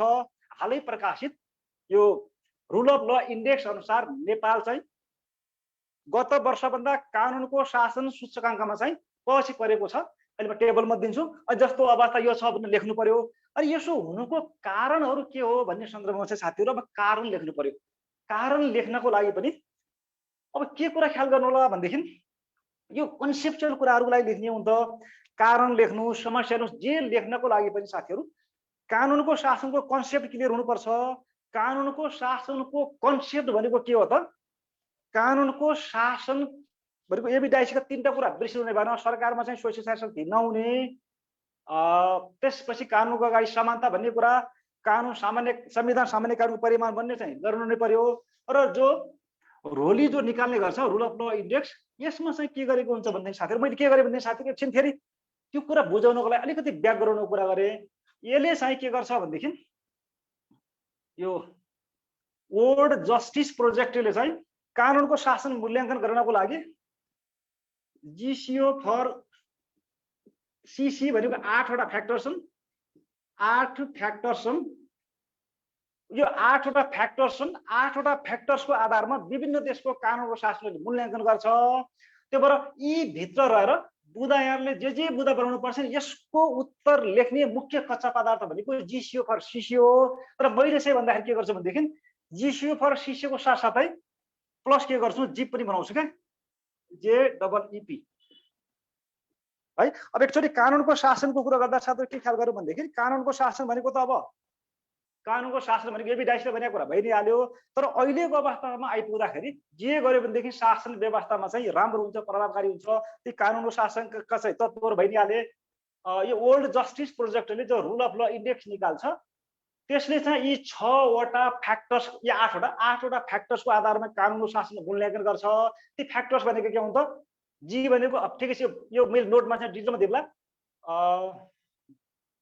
यो गभर्नमेन्ट्स पावरमा कन्स्टेन्ट भन्छ भनेको सरकारको शक्तिमा चाहिँ निरङ्कुशता हुनु भएन भनेको। सी भनेको एब्सेन्स अफ करप्सन भनेको करप्सन हुनु भएन भनेको। ओ भनेको ओपन गभर्नमेन्ट हुनुपर्छ भनेको। फर भनेको फन्डामेन्टल राइट्सको चाहिँ व्यवस्था हुनुपर्छ। ओ भनेको चाहिँ अर्डर र सेक्युरिटी चाहिँ राम्रो हुनुपर्छ। रेगुलेटरी मेकानिजम चाहिँ राम्रो हुनुपर्छ। सिभिल जस्टिस राम्रो हुनुपर्छ। क्रिमिनल जस्टिस राम्रो हुनुपर्छ भनेको यी 8 वटा जो सूचक छन् 8 वटा सूचकबाट चाहिँ हामीले बुझ्दा निकाल्ने हो। यस्तै गरी मैले भने जी भनेको जुडिसियल सिस्टमले गर्दा जुडिसियल सिस्टम कस्तो छ त्यसबाट बुझ्दा बनाउनुस्। ई भनेको इलेक्सन सिस्टम निर्वाचन प्रणालीबाट बुझ्दा बनाउनुस्। अर्को ई भनेको चाहिँ अब इक्विटीको कुरा समताको कुराहरू के छ गर्नुस्। अनि पनिशमेन्ट एन्ड रिवार्डका कुराहरूबाट बनाउनुस्। पहिले भन्न खोजेको कुरा हामी सैद्धान्तिकमा डिटेलमा जाउँला। कानुनको शासनको अवस्था मूल्याङ्कन गर्नको लागि, समस्या लेख्नको लागि, जे सुकै गर्नको लागि पनि के गर्नुपर्छ त भनेदेखि साथीहरू भने यी वर्ल्ड जस्टिस प्रोजेक्टले मूल्याङ्कन गर्ने 8 वटा तत्त्व र यो JEEP गर्यो नि यसैबाट बुझाहरू खोजिदियो हो के। जस्तो हाम्रो सरकारमा स्वेच्छाचारी शक्ति छ कि छैन भन्ने कुराहरूतिर जानु पर्यो। भ्रष्टाचारको कुराबाट जानु पर्यो। ओपन गभर्नमेन्टको कुराबाट जानु पर्यो। हो यसबाट जानु पर्छ। यो भित्रबाट चाहिँ समस्या खोज्ने अनि समस्याको पहिचान भइसकेपछि समाधानको उपाय त निस्किहाल्छ। केही समस्या भएन। क्यामेरा अफ भयो हजुरको। क्यामेरा अफ भयो भन्नुभयो साथीहरू। क्यामेरा कसरी अफ होला र हजुर? अनि त्यसपछि यसबाट खोज्ने अनि निष्कर्ष लेख्नुपर्छ भनेको। जस्तो यही प्रश्नलाई मैले समय धेरै नभएको हुनाले यो किनकि पाठमा गएन मतलब यो फर्मेटमा लेख्नुला भने यहाँलाई हेर्नको लागि मैले अब स्क्रिन शेयर गर्छु। स्क्रिन शेयरबाट हेर्नुस् है त। स्क्रिन शेयर गर्न मिलिरहेको छ शिव? जस्तो मैले चाहिँ कानुनको अब हेर्नुस् है त्यसको आन्सर चाहिँ फर्मेट चाहिँ मैले यसरी लेख्छु। तर मैले लास्टमा साथीहरू के भनेको छु भनेदेखि यहाँ ख्याल गर्नु होला। निष्कर्षमा यहाँ बुझाउन सहजताको लागि उत्तर केही लामो रूपमा चाहिँ प्रस्तुत गरिएको छ तापनि परीक्षामा आफ्नो स्पिड र उपलब्ध समय अनुसार यसलाई चाहिँ यहाँले घटाउन सक्नुहुन्छ। त्यो भएको हुनाले अलिकति कहीँ लामो भएको होला त्यो यहाँले घटाउन सक्नुहुन्छ। फर्मेट चाहिँ यसरी लेख्नुला भनेको क्या। कानुनको शासनको अवधारणाको कुरा गरेँ मैले। यो येलो कलर लगाएको यहाँले समय छ भनेर लेख्नु न त नलेख्न पनि सक्नुहुन्छ। त्यसमा धेरै वरि नगर्नु होला। यहाँ के भनेको छ भनेदेखि सामान्य अर्थमा कानुनको सर्वोच्चतालाई स्वीकार गरी सञ्चालित शासन व्यवस्थालाई कानुनको शासन भनिन्छ। कानुनको शासनलाई विधिको शासन भने पनि कानुनी राज्य भने पनि जे भने तापनि कुरा एउटै हो। कानुनको शासनको अवधारणाको अभ्यास विगत धेरै लामो समयदेखि नै हुने गरेको देखिन्छ। सन् 1215 को म्याग्ना कार्टालाई यसको आधार स्तम्भ मानिन्छ। तथापि यस अवधारणाको खास प्रतिपादकका रूपमा अक्सफोर्ड युनिभर्सिटीका अङ्ग्रेजी कानुनका प्रोफेसर AB डाइसीलाई लिने गरिन्छ। उनले सन् 1885 मा प्रकाशित पुस्तक introduction to the law of constitution ले यसको अर्थ तथा परिभाषा स्पष्ट गरेको छ। डाइसीले कानुनको शासनलाई पहिलो पटक सिद्धान्त रूपमा विकास गरे। उनले कानुनको शासनका 3 वटा सिद्धान्तलाई समेटे। उनले समेटेका कानुनको शासनका 3 सिद्धान्त यस प्रकार रहेका छन्। कमा चाहिँ सरकारका काम कारबाहीमा स्वेच्छाचारी शक्तिको अभाव। छोटो मैले भन्दाखेरि स्वेच्छाचारिताको अभाव हुनु पर्यो सरकारमा। खमा चाहिँ कानुनको अगाडि समानता हुनु पर्यो र संविधान सामान्य कानुनको परिमाण बन्यो। अनि तल अलिकति निष्कर्षमा अलिकति क्रिएटिभ ढङ्गले लेख्दा हामी के लेख्यौँ भन्दाखेरि वास्तवमा एउटा प्रतिनिधिमूलक सरकारले न्यायसङ्गत कानुनको विवेकसम्मत प्रयोग गरी शासन सञ्चालन गर्ने कानुनको शासन हो। अब यो पाठ पढ्दाखेरि डिटेलमा चाहिँ हामी व्याख्या गरौँला। आज मात्रै नगएर कानुनको शासन भनेको यो रुल अफ ल हो। यो चाहिँ रुल बाई ल मात्र होइन। न्यायिक कानुनको शासनको पूर्व शर्त अलिकति बढी लेखेँ। यसैलाई चाहिँ नम्बर अनुसार यहाँले खुम्चाउने र तर्काउने गर्न सक्नुहुन्छ। र मुख्य छुटाउनु के कुरा छुटाउनु भएन भनेदेखि कानुनको शासन भनेको कानुनको सर्वोच्चलाई स्वीकार गरेको। कानुनभन्दा माथि कुनै पनि व्यक्ति नहुने संस्था नहुने शासन व्यवस्थालाई कानुनको शासन भनिन्छ। यो शासन 1885 मा AB डाइसीले यो शासन प्रतिपादन गरेका हुन्। उनले कानुनको शासनमा 3टा कुरा हुनुपर्छ भनेका थिए भन्ने कुरा यति कुरा छुटाउनु भएन नि। मैले धेरै लेखे तापनि 2 नम्बरलाई मात्र लेख्नु पर्यो भनेदेखि जो भने नि अर्थ र AB डाइसीले यो विकास गरेका हुन्। र उनले कानुनको शासनमा 3टा आधारभूत कुराहरू हुनुपर्छ भनेका छन् भन्ने कुरा चाहिँ त्यो छुटाउनु भएन है। अब त्यसपछि यो अवधारणा कुरा यति भयो। अब पछिल्लो समय कानुनको शासन अवस्था खस्कदै जानुका कारणहरू भनियो है। पछिल्लो समय कानुन किनकि पर्सनल चाहिँ अवस्था खस्कदै जानु कारण भनेको थियो, तर खस्किएको कुरा अलिकति त्यो झल्काउन मात्रै खोजेको छ। यहाँ विश्वव्यापी रूपमा विभिन्न देशहरूको कानुनको शासनको स्तर मापन गर्दै हरेक वर्ष कानुनको शासन सूचकाङ्क प्रकाशित गर्दै आएको अन्तर्राष्ट्रिय संस्था वर्ल्ड जस्टिस प्रोजेक्ट को कानुनको शासन सूचकाङ्कमा पछिल्ला लगातार 3 वर्षहरूको प्रतिवेदनमा नेपालको अवस्था खस्केको देखिन्छ, जसलाई निम्न तालिकामा देखाइएको छ। छोटकरीमा अब यो ठ्याक्कै सोधेको त होइन, तर अवस्था खस्केको कुराहरू गरेको हुनाले अलिकति त्यसलाई पनि जस्टिफाई गर्ने किसिमले अलि बढी चाहिँ एन्सरलाई चाहिँ भ्यालु एड गर्न सकिन्छ कि भन्ने किसिमले यति लेख्यो। जस्तो 2021 मा चाहिँ पहिले तलबार जाउँ न, 19 सालमा चाहिँ नेपाल चाहिँ प्रतिवेदन 19 मा चाहिँ 60औं स्थानमा थियो, 20 मा चाहिँ अझ एक स्थान पछि गएर 61 पुग्यो, अहिले 9 स्थान पछि गएर 70 स्थान भयो। अङ्ककै कुरा गर्नु छ भने 19 मा चाहिँ 0.53 थियो, अनि त्यसपछि 20 मा चाहिँ 5.3 भयो, र अहिले चाहिँ के भयो भनेदेखि अझ 5.2 मा भयो, जबकि हाम्रो 15 योजनाले 0.58 अर्थात् 58 पुर्याउने भनेको छ। हामी जानुपर्ने थियो चाहिँ नम्बर बढाउँदै बढाउँदै लानुपर्ने थियो, तर हाम्रो नम्बर के भयो साथीहरू, घट्दै घट्दै गयो। र यो के भनेको भनेदेखि हाम्रो जो 15 योजनामा पनि लेखेको छ कानुनको शासन सूचकाङ्क, त्यो विधिको शासन सूचकाङ्क भनेको छ। विधिको शासन सूचकाङ्कमा चाहिँ हाम्रो त्यति बेला चाहिँ 0.54 थियो, 5.8 बनाउने लक्ष्य थियो, तर हामी त्यो दिशामा अघि बढ्न सकेनौँ। त्यसको चाहिँ हामी विश्लेषण गर्नुपर्ने छ। त्यो गर्नको लागि यहाँ चाहिँ उसले पनि भनेको छ, त्यही वर्ल्ड जस्टिस प्रोजेक्टकै रिपोर्ट अनुसारले हाम्रो योजनाको पनि सूचकहरू तयार गरिएको छ। हामीले छुट्टै चाहिँ कानुन शासन मूल्याङ्कन गर्दैनौँ, वर्ल्ड जस्टिस प्रोजेक्टले जे मूल्याङ्कन गर्छ त्यही आधारमा चाहिँ हामीले चाहिँ हाम्रो योजनामा राखेका हुन्छौँ। त्यसो भएको हुनाले त्यसले भनेको लेटेस्ट कुरा के हो त्यो पनि राखियो भनेदेखि अलिकति भ्यालु एड भयो। अनि त्यसपछि के गर्नु पर्यो भनेदेखि नेपालमा कानुनको शासन कमजोर बन्दै जानुका कारणहरू निम्न अनुसार रहेका छन्। भने मैले एन्सर कहाँबाट लेख्नु भने त मैले जिसिओ फर सिसी भन्न चाहिँ कानुनको शासन मूल्याङ्कन गर्नको लागि वर्ल्ड जस्टिस प्रोजेक्टले प्रयोग गर्ने 8वटा फ्याक्टर्सको कुरा गरेँ, त्यसबाट बुदा निकाल्न सक्नुहुन्छ।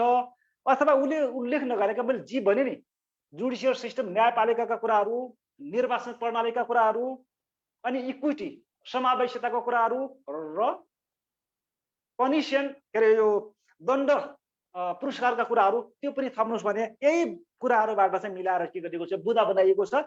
यो बुदा चाहिँ यहाँले छुट्टै कण्ठ गर्ने भन्दा पनि पहिले कानुनको शासनको आधारभूत पक्षहरू तत्त्वहरू जान्नु पर्यो, अनि बुदा चाहिँ आफै बनाउने हो के। तकला मकला उकुली मुकुली गरेर सुत्त बनाएर कण्ठ गर्ने होइन। म फेरि पनि भन्छु, त्यो पाठ पढ्दाखेरि चाहिँ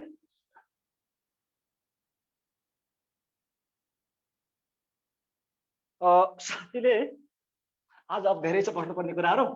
म ठिकै छ, यहाँले चाहिँ नेपालीमा लेख्नु भए पनि हुन्छ, अथवा म यो यहाँले सोधिहाल्नुभयो। यहाँले के गर्नुला भनेदेखि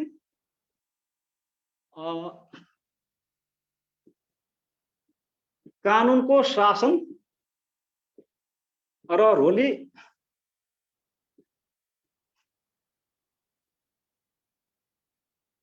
यो विषयमा चाहिँ यहाँले यो कानुनको शासन र रोली 2020 को लेख थियो। 20 सर्च गरेर चाहिँ यो गुगलमा खोज्नलाई मेरो लेख आउँछ, त्यसमा डिटेलमा दिएको छ। त्यसो भएको हुनाले यदि त्यो भएन भनेदेखि मेरो अगाडि पेजमा गएर केही वर्ष अगाडिकोमा हेर्नुभयो भनेदेखि पनि यसमा चाहिँ डिटेलमा त्यहाँ छ। यस सम्बन्धी मेरो आर्टिकलहरू धेरै ठाउँ ठाउँ आइराखेको छ, त्यसबाट लेख्नु होला। अहिले म यो व्याख्यातिर गएन, के अरे यो डिटेलमा गएन। मैले के भन्दै थिएँ भनेदेखि मतलब जिसिओ फर सिसी जेडब्ल्युपी यसैबाट चाहिँ यहाँले बुदा खोजेर हरेक फ्याक्टर्सबाट एउटा एउटा बुदा निकालेर यहाँले के गर्ने त एन्सर बनाउने हो।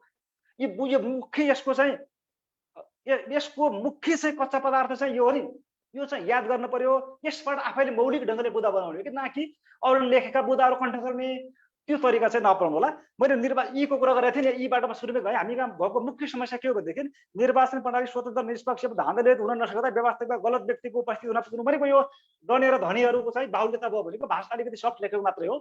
जसले चाहिँ हाम्रो यो 74 निर्वाचनमा लगत्तै चाहिँ यो डनबहादुर धनबहादुरको कुरा गरेको थियो नि, त्यस्ता व्यक्ति मात्रै चाहिँ आएपछि उनीहरूले कस्तो कानुन बनाउँछन्, कसरी शासन व्यवस्था चाहिँ कानुनको शासन कायम हुन्छ भन्ने कुरा गरेको। अर्को चाहिँ न्यायपालिका अभाव प्रभाव र दबावबाट मुक्त हुन सकेको छैन। न्याय निरूपण एकदमै झन्झटिलो छ, ढिलासुस्ती छ, जनताले चाहिँ समयमा न्याय पाउँदैन। त्यसो भएको हुनाले कानुनको शासन चाहिँ राम्रो हुन सकेन भनेको। यस्तै गरेर भ्रष्टाचार चाहिँ डरलाग्दो ढङ्गले बढेको छ, पारदर्शिताको अभाव छ, गोप्यतावादी कार्य संस्कार छ, अपराध वृद्धि भइराखेको छ। अनि सरकारले चाहिँ यो राष्ट्रपति मार्फत मन्त्री परिषदको सिफारिसमा जस्तो सुकै अपराधीहरू हुन त केहीलाई त फिर्ता नलिने बनाएको छ। यो अपराधीहरूको चाहिँ माफी मिना गरिदिने कुराहरू छ। अनि त्यसपछि जनताको पनि के हो भने अधिकार चाहिँ खोज्ने तर दायित्व निर्वाह नगर्ने प्रवृत्ति छ। यस्ता यस्ता कुराहरू गरेर अन्तिममा के लेख्यो भनेदेखि यो शासन सञ्चालनलाई विकास भएका नवीन शैलीहरू एनपीजी को गभर्नेन्स को कन्स्ट्रक्सन को प्रोडक्सन यी भने के हुन् भन्ने कुरा छुट्टै फेरि छलफल गरौँला। त्यो पनि हामीले अवलम्बन गर्न सकेनौँ। यी विभिन्न कारणले गर्दा नेपालमा कानुनको शासनको अवस्था खस्कदै गयो भनेको त माथि पनि तथ्य राखिसकेको छु नि हो। यी बुँदा लेख्नुपर्छ। म फेरि पनि अनुरोध गर्छु यी बुँदा यहाँहरूले मैले लेखेको त ठ्याक्कै कण्ठ गर्ने होइन। यहाँले कण्ठ गर्न पर्यो के भनेदेखि जिसिओ फर सिसी र जिप याद गर्न पर्यो। त्यसबाट यहाँहरूले कति वेटेज छ कति टाइम छ त्यो अनुसारले बुँदाहरू बनाउनु पर्यो। अगाडितिर बढ्न चाहे मैले। अनि नेपालमा कानुनको शासन सुदृढ बनाउन निम्न अनुसार उपायहरू अवलम्बन गर्नुपर्छ। अब समस्या थाहा भइसकेपछि त त्यसैलाई सुल्झाउने केही समस्या भने यसमा व्याख्या गर्नु पर्दैन होला। यहाँहरूलाई म यसलाई स्केप हुँदा पनि हुन्छ होला। निर्वाचन प्रणालीलाई स्वतन्त्र निष्पक्ष एवं धाँधलीरहित बनाउने भइ नै हाल्यो। न्यायपालिकाको कार्य सम्पादन अत्यन्तै ढिला भएकोले न्याय सम्पादनलाई छिटो छिटो बनाउने, न्यायपालिकाको स्वतन्त्रतामा आँच नआउने गरी काम गर्ने, खास गरी पछिल्लो समय प्रधान न्यायाधीश एवं अन्य न्यायाधीशको नियुक्ति एवं संसदीय सुनाई प्रक्रियामा राजनीतिक गन्न आउने गरेको भनेको न्यायाधीश नियुक्तिमा समेत चाहिँ दलीय भागबण्ड हुन थाल्यो भनेको त्यसो हुनु भएन। त्यो भएपछि कानुन शासन कायम हुन सक्दैन भन्ने कुराहरू गरेको। सरकारी काम कारबारलाई खुला र पारदर्शी बनाउने लगायत डड्डर भयो हो। यो सुधार गर्नुपर्छ। अनि मात्र नेपालमा कानुनको शासनको के हुन्छ त सुदृढ हुन्छ भन्ने हो। त्यसपछि निष्कर्षमा के लेख्यो भन्ने साथीहरू कानुनको शासन भनेको सुशासनको एउटा आधार स्तम्भ हो, पूर्व शर्त हो। जे लेख्नुहुन्छ त्यो हो। हामीले कानुनको शासन कायम गर्नको लागि सुअनुकूल हुने गरी संरचना नियम कानुन बदलेका छौँ। तर हाम्रो संस्कार कार्यशैली व्यवहार हेर्दा मुलुकमा कानुन शासन कायम हुन सकेको देखिँदैन। त्यसो भएको हुनाले हामीले संरचना नियम कानुनको शासन संस्कार कार्यशैली व्यवहार सबैमा एकसाथ रूपान्तरण गरी जनतामा कानुनको शासन कायमको अनुभूति दिलाउन जरुरी छ। अथवा यसको निष्कर्ष लामो भयो, छोटो के लेख्नुपर्छ भनेदेखि अलि लामो भयो चाहिँ यहाँ भनेको कानुनको शासन चाहिँ सुशासनको कानुनको शासन चाहिँ यो लोकतन्त्रको आधार स्तम्भ हो भन्नुहोस्। जसरी लेख्नुहोस् हामीले कानुनको शासन कायम गर्नको लागि नीति बदल्यौँ तर नियत बदलेनौँ, संरचना बदल्यौँ संस्कार बदलेनौँ, सिद्धान्त बदल्यौँ व्यवहार बदलेनौँ, चित्र बदल्यौँ चरित्र बदलेनौँ। त्यसो भएको हुनाले कानुनको शासन कायम गर्नको लागि नीति र नियत संरचना र संस्कार सिद्धान्त र व्यवहार चित्र चरित्र सबैमा एकसाथ परिवर्तन गर्न जरुरी छ भनेर त्यसरी निष्कर्ष साथीहरू लेख्नुपर्छ। कुरो बुझ्नुभयो नि। यहाँ लेखेको अलिक लामो होला, यसलाई यहाँले छोटो बनाएर लेख्न सक्नुहुन्छ।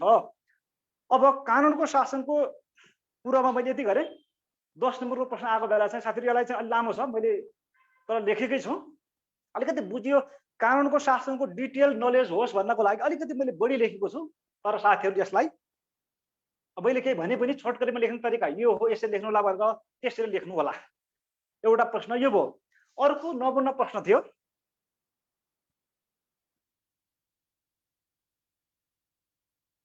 अर्को 9 नम्बर प्रश्न साथीहरू के थियो भनेदेखि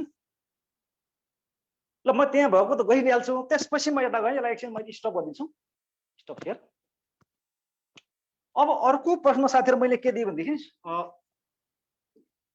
मैले त्यहाँको हेरेर अलिकति झुक्क्यो। समावेशीकरण त्यो क्वेसन छ नि, समावेशीकरणको अर्थ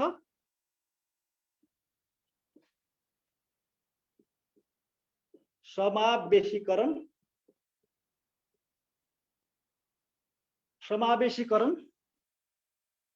र आरक्षणको सम्बन्ध उल्लेख गर्दै आरक्षणका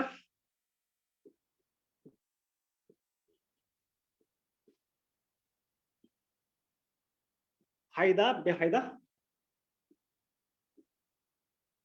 लेख्नुहोस्।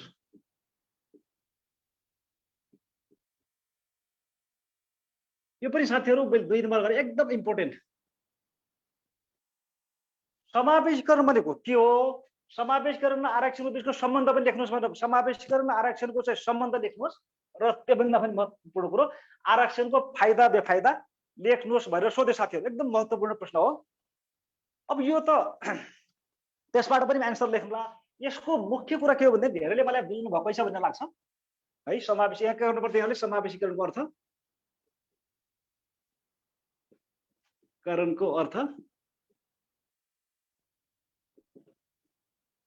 साथीहरु म अलिकति छिटो भएको छु, त्यो अवश्य हो। किन छिटो भएको छु भनेदेखि हामीले 4 दिन मात्रै निशुल्क क्लास भनेका छौँ। धेरै भन्दा धेरै टपिकमा चाहिँ साथीहरुलाई क्लियर बनाउनको लागि अलिकति रकेटकै स्पिडमा भयो जस्तो लाग्छ। हामी नियमित क्लासमा त यति फास्ट जाँदैनौँ, तर किनकि ट्रिक यो लेख्ने चाहिँ स्किल पनि यही सिकाउनु छ। त्यसपछि धेरै नमुना प्रश्नको चाहिँ एउटा कन्सेप्ट पनि बुझाउनु छ, उत्तर पनि देखाउनु छ। त्यसो भएको हुनाले अलिकति म स्पिड चाहिँ रकेटको त होइन, अलिकति प्लेनको स्पिड भयो होला। तर हामी नियमित क्लासमा चाहिँ एकदमै सुस्त ढङ्गले यो बेसिक लेभलका कुराहरूदेखि जान्छु। त्यही भएर त्यसमा चाहिँ यहाँहरूले डिटेलमा कुराहरू पढ्न सक्नुहुनेछ। अब समावेशीकरणको अर्थ भनेको अर्थ लेख्न पर्यो, धेरै जान्नु भएकै छ। मैले नोटबाट आउँछ के मात्रै जान्नु होला भनेदेखि यहाँहरूले, किन यसैमा म धेरै लामो चर्चा गर्न चाहदैन। समावेशीकरण भनेको धेरैले बुझ्नु भएको छ, इन्क्लुजन भइहाल्यो। भनेको राज्यको मूल प्रवाहबाट वञ्चित भएका व्यक्ति भन्नुहोस्, लिङ्ग भन्नुहोस्, वर्ग भन्नुहोस्, समुदायलाई चाहिँ मूल प्रवाहमा ल्याउने कार्य वा प्रक्रियालाई के भन्छौँ हामी? समावेशीकरण भन्छौँ। त्यो जान्नु भएको छ नि यहाँले। मूल प्रवाह भन्दा त बहिष्करणमा परेको समुदायलाई चाहिँ मूल प्रवाहमा ल्याउने कार्य। छोटो लेख्नु पर्यो भनेदेखि चाहिँ बहिष्करणमा परेको समुदायलाई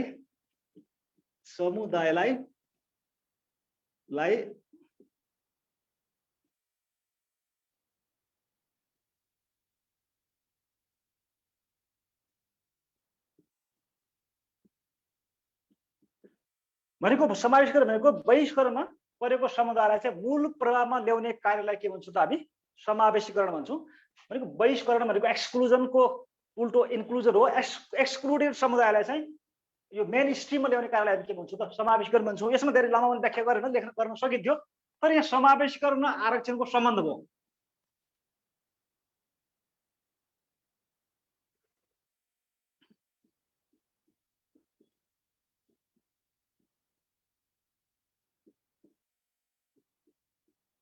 आरक्षणको सम्बन्ध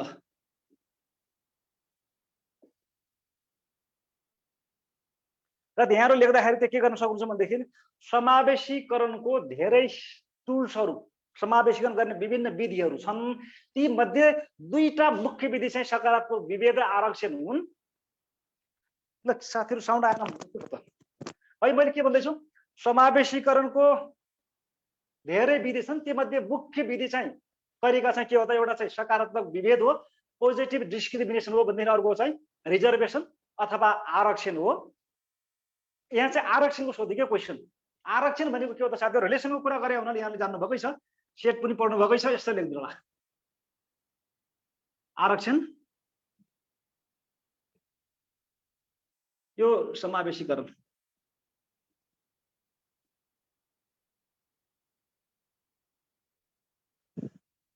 भनेको समावेशीकरण एउटा सर्कल भयो भनेदेखि चाहिँ त्यसका विभिन्न विधिहरू मध्ये एउटा के हो भनेको आरक्षण। आरक्षण भनेको सबै के हो त? समावेशीकरण हो। आरक्षण जति सबै चाहिँ समावेशीकरण हो, तर सबै समावेशीकरण के हो साथीहरु? आरक्षण होइन भनेको के? समावेशीकरणको तरिका चाहिँ आरक्षण भन्दा अरू पनि हुन सक्छन्।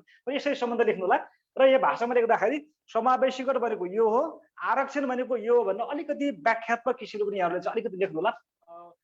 पोइन्टेज कैसे त त्यो अनुसारले। म यो भन्दा बढी गएन।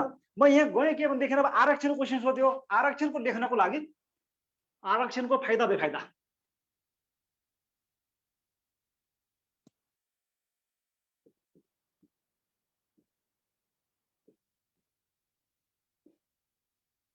फाइदा बेफाइदा, फाइदा बेफाइदा।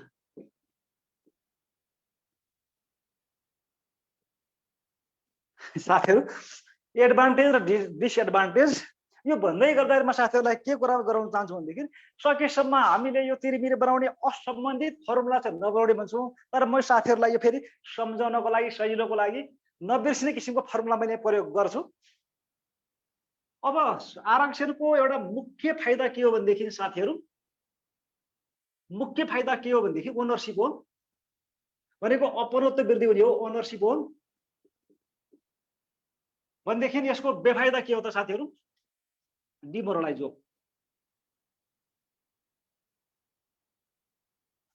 ल मैले यसैबाट अब कसरी चाहिँ यो व्याख्या गर्छु साथीहरु ध्यान दिनु होला। कोही साथीहरू भर्खरै जोडिनु भएको छ भनेदेखि हामी नासु विशेष तयारी कक्षाको लागि आज अन्तर्क्रियामा छौँ र नासु बाहेकका अरू साथीहरू पनि जोडिनु भएको छ भनेदेखि चाहिँ लाभ नै हुन्छ। यहाँहरू अब हामी आधा घन्टा जति बस्नु बढीमा आधा घन्टासम्म चाहिँ अलिकति भोक लागेको भए तापनि एकछिन चाहिँ धैर्य गरेर बस्नु होला।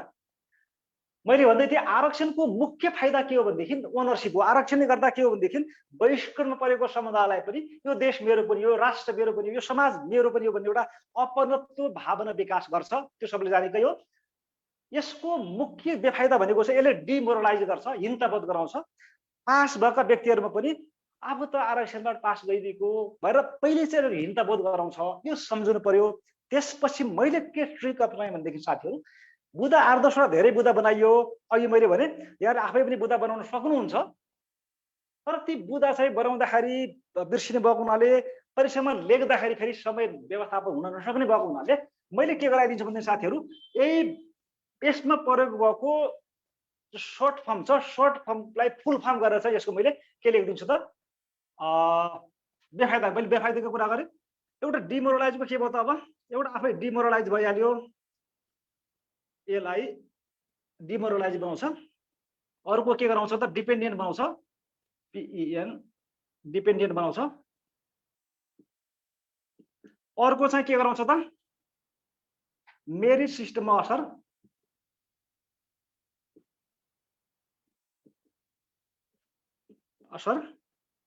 अर्को चाहिँ अदर प्रयास काम नगर्ने।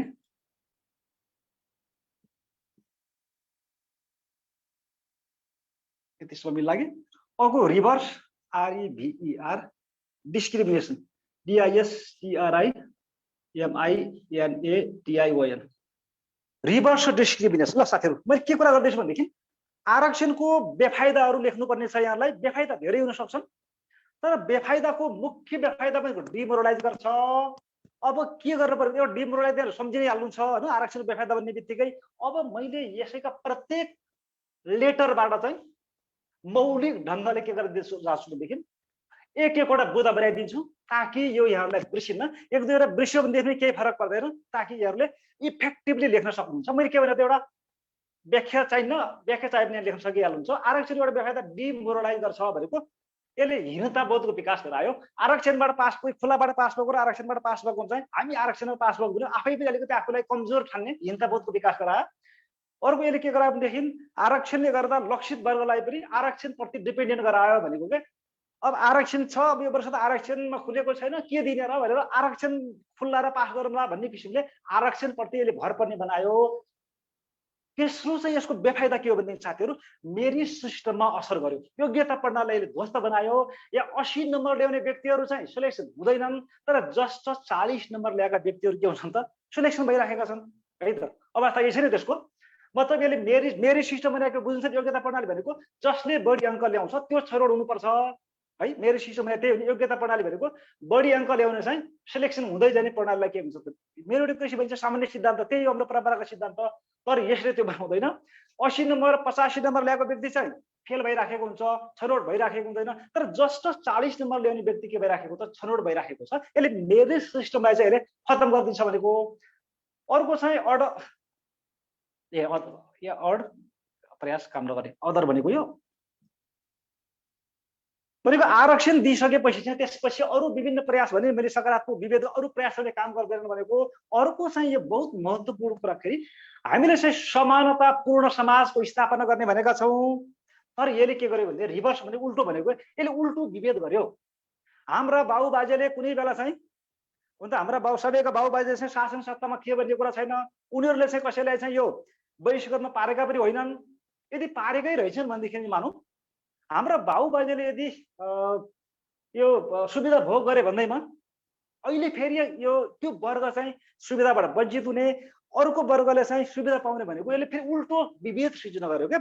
हामीले समानतापूर्ण समाज स्थापना गर्ने भनेका थियौँ, यसले त के गर्यो त त्यसको सट्टा फेरि पनि पहिले एक किसिमको विभेद थियो, एउटाले अर्को वर्गमध्ये विभेद गरेको थियो, त्यसको बदलामा फेरि अहिले अर्को वर्गले फेरि के गर्यो त विभेद गर्यो। त्यो भएको हुनाले यो पनि यसको के भयो त बेफाइदा भयो। यो पनि त बढी भन्छु मात्र लेख्न भएन, अर्को चाहिँ एबाट के भनेको भनेदेखि यसले एड साइड इफेक्ट भनेको है भ्याउनेसम्म लेख्नु त सुन्नुहोस् मात्रै, पछि यहाँले यो रेकर्ड क्लासबाट हेर्न सकिहाल्नुहुन्छ। यसले एड साइड इफेक्ट भनेको। अब यसबाट के भनेको भने साथीहरू लङ टर्म कन्टिन्युटीको लागि दबाब पर्छ। भारतकै कुरा गर्नुहुन्छ भनेदेखि सुरुमा 10 वर्षको लागि पनि आरक्षण दिएको थियो, 50औं वर्ष भइसक्यो हटाउन सकेन। नेपालमा पनि 64 सालमा सुरु गर्यो, 10 वर्षको लागि भने त्यो 10 वर्षमै सुरु गर्ने भनेको थियो। तर यस्ता कुराहरू चाहिँ, यस्ता लोकप्रिय कार्यक्रम चाहिँ सुरु गरेपछि हटाउन चाहिँ एकदमै जटिल छ, सकिँदैन। अझ लोकतान्त्रिक शासन व्यवस्थामा आवाधिक रूपमा जनतासँग निर्वाचन मार्फत जानुपर्ने अवस्था छ, त्यहाँ त झन् हटाउनै सकिँदैन के। मतलब लङ टर्म कन्टिन्युटीलाई दबाब हुन्छ भनेको। त्यसपछि अब जेबाट चाहिँ यसले अरू समुदायलाई जेलस हुन्छ र यो प्रतिभा पलायन हुन्छ भनेको। मैले त्यसैलाई धेरै व्याख्यामा गएन साथीहरू, मैले नोटमा चाहिँ डिटेलमा दिन्छु, त्यसबाट हेरि नै हाल्नुहोला।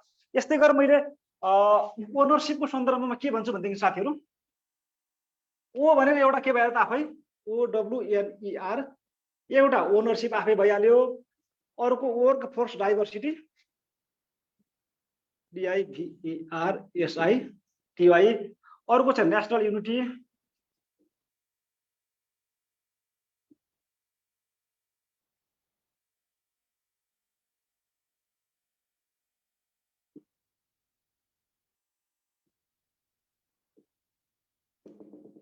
ल यस्तै गरेर यो नोटमा आउँछ, नोटमा डिटेलमा हेर्नु ल। मैले किनकि टाइम धेरै छैन, अरूको प्रश्नमै जानुपर्ने छ। यसको फाइदा चाहिँ के हो भने साथीहरू अपनत्व विकास हो। देशभित्र बस्ने सबै वर्ग क्षेत्र समुदायका नागरिकहरूलाई चाहिँ यो देश सबैको साझा हो, यो देशको शासन प्रणालीमा हामी पनि सहभागी हुन सकेका छौँ भन्ने एउटा त्यो किसिमको भावनाको विकास गराउँछ। र सबैको चाहिँ एउटा शासन प्रणालीप्रति, सार्वजनिक सेवाप्रति भन्नुहोस्, सबैको अपनत्वको के गर्छ त्यसले फिल गराउँछ भन्ने कुरा एउटा त्यो भइहाल्यो। अर्को चाहिँ वर्क फोर्स डाइभर्सिटी भनेको विविधतापूर्ण जनशक्ति। वर्क फोर्स भनेको यो डाइभर्सिटी पनि विविधता हो, विविधतापूर्ण जनशक्तिको अब पर्याप्तता भयो। यो आरक्षणको कारणले गर्दा अहिले मधेसी समुदाय यहीँ छ, कर्णालीको व्यक्ति यहीँ छ, महिला यहीँ छ, दलित यहीँ छ, जनजाति यहीँ छ। तराईको कुनै मधेसी समुदायमा सेवा गर्नुपर्ने छ भनेदेखि त्यही मधेसी समुदायको व्यक्ति पठाउन सकिन्छ। राई लिम्बूको कुनै बस्तीमा, तामाङको बस्तीमा चाहिँ सेवा गर्नको लागि त्यही व्यक्तिको पनि के बस्छ त यहाँ आपूर्ति भएको छ। मतलब निजामती सेवामा थरी थरीको जनशक्ति चाहिँ भित्रिएको छ। सार्वजनिक सेवालाई प्रभावकारी बनाउनको लागि यो पनि ठुलो सम्पत्ति हो, यसले चाहिँ राम्रो गरेको छ भनेको। त्यसपछि नेसनल युनिटीको त कुरा भइहाल्यो। राष्ट्रिय एकतालाई यसले के गर्यो, बलियो बनायो, अवसरहरूको विस्तारीकरण गरेको छ। यो किसिमले यहाँले यी अरू शब्दबाट पनि मैले डिटेलमा चाहिँ एक्सप्लेनेसन गरिदिन्छु, त्यसबाट यहाँले बनाउन सक्नुहुन्छ। अनि निष्कर्षमा के भन्नुपर्छ भनेदेखि यसरी आरक्षणको त बेफाइदा त मैले डरलाग्दो गरेको थिएँ, धेरै बेफाइदाहरू पनि छन्, फाइदाहरू पनि रहेछन्। अथवा नेपालमा प्रभावको कुरा गऱ्यो भनेदेखि फेरि यस्तो हुन्छ होइन कि यस्तो भएको छ भन्ने किसिमले मिलाउनु पर्यो क्या। यसको चाहिँ सकारात्मक नकारात्मक दुईटै परिणाम देखेको छन्। तर चाहिँ अझै पनि ठुलो वर्ग समुदाय मूल प्रभावबाट बाहिर भएको हुनाले तिनीहरूलाई मूल प्रभाव ल्याउनै पर्छ।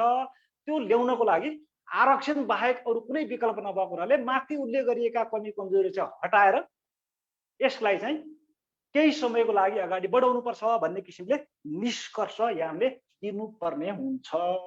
मैले आरक्षण समावेशीकरण, आरक्षण र आरक्षणको फाइदा बेफाइदाको कुरा पनि बहुत महत्त्वपूर्ण प्रश्न साथीहरु, यसको तयारी गर्नुला। समावेशीकरणको अर्थ सकिहाल्नुहुन्छ। समावेशीकरण र आरक्षणको सम्बन्ध भने मैले एउटा यो सेटबाट गराएँ। समावेशीकरण भित्रको आरक्षण पर्ने हो भनेर त्यहीहरुले व्याख्यामा अलिकति लेखिदिहाल्नुहुन्छ। अनि फाइदा बेफाइदाको कुरा अथवा यसको प्रभावको कुरा गरेको बेला सकारात्मक नकारात्मक दुईटै लेख्नुपर्छ। त्यो लेख्नको लागि मैले दुईटा एकदम क्याची वर्ड यहाँलाई भने, एउटा चाहिँ डिपेन्डेन्ट के डिमोरलाइज भन्ने वर्ड भने, त्यसबाट यसका बेफाइदाहरू चाहिँ उजागर गर्नुहोस्, फुल फर्म लेख्दै जानुहोस्। एक दुईवटा छुट्यो भने केही फरक पर्दैन, किन ठ्याक्कै यही हुनुपर्छ भने हार्ड एन्ड फास्ट होइन। मैले मात्रै एन्सरहरूलाई एउटा वर्डमा उनेको न हो, त्यही भएर केही छुट्यो भनेदेखि यो मेरो छुट्यो, यो के हो भन्ने चाहिँ चिन्ता गर्नु पर्दैन, अघि बढ्दै जानुपर्छ। ओनरसिप भनेको पनि त्यस्तै हो, यो पनि यहाँले हेर्न सक्नुहुन्छ। ठिक छ, ठिक छ। अब त्यसपछि म साथीहरु अब मैले लेख्दाखेरि धेरै समय जाँदो रहेछ, म स्क्रिन शेयरबाट एक दुईवटा कुराहरू भन्छु। अब म फेरि स्क्रिन शेयरतिर गएँ। ए शिव, यो त बन्दै, मैले बन्द गरिदिन्छु अब, यसले साथीहरुलाई डिस्टर्ब गरे।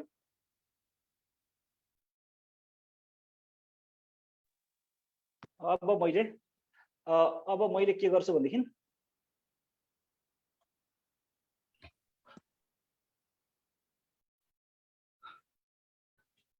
ल साथीहरु नमस्कार फेरि पनि के सुनेको छ नि मैले एउटा गरेको छु त देखिएको छ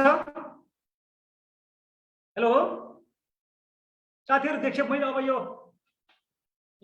बोर्डतिरको क्यामेरा अफ गरे मात्रै मैले अहिले स्क्रिन शेयरको लागि अहिले मैले स्टप भिडियो स्क्रिन शेयरको लागि मैले अहिले स्क्रिन शेयरमा मात्रै आएको छु देखिएको छ साथीहरु ओके ल साथीहरु धन्यवाद साथीहरु कोही फेरि भर्खरै जोडिनु भएको छ भनेदेखि हामी चाहिँ यो लेखन सिपका केही प्रश्नहरुको मैले बोर्डमा बुझाएँ अब म फेरि साथीहरुसँग यो पावर पोइन्ट शेयरबाट केही कुराहरु राख्न गइराखेको छु अर्को प्रश्न त्यो साथीहरु एकदमै महत्त्वपूर्ण प्रश्न शासन प्रणालीका लागि पारदर्शिता किन वाञ्छनीय हुन्छ नेपालको साथीहरु देखिएको छ ल ठीक छ मैले आफूलाई चाहिँ यहाँ देख्न सकेन किन रहेछ भन्ने कुरो ए शिव आफूलाई देख्न सकेन त के हामीले आफूलाई नदेख ए ल भयो ए आफूलाई योबाट हो एउटा बन्द गरिदिन सकिँदैन यो बोर्ड वालाको बन्द गरिदिनु के हुन्छ तपाईँ भित्र आएर गर्दा पनि हुन्छ केही छैन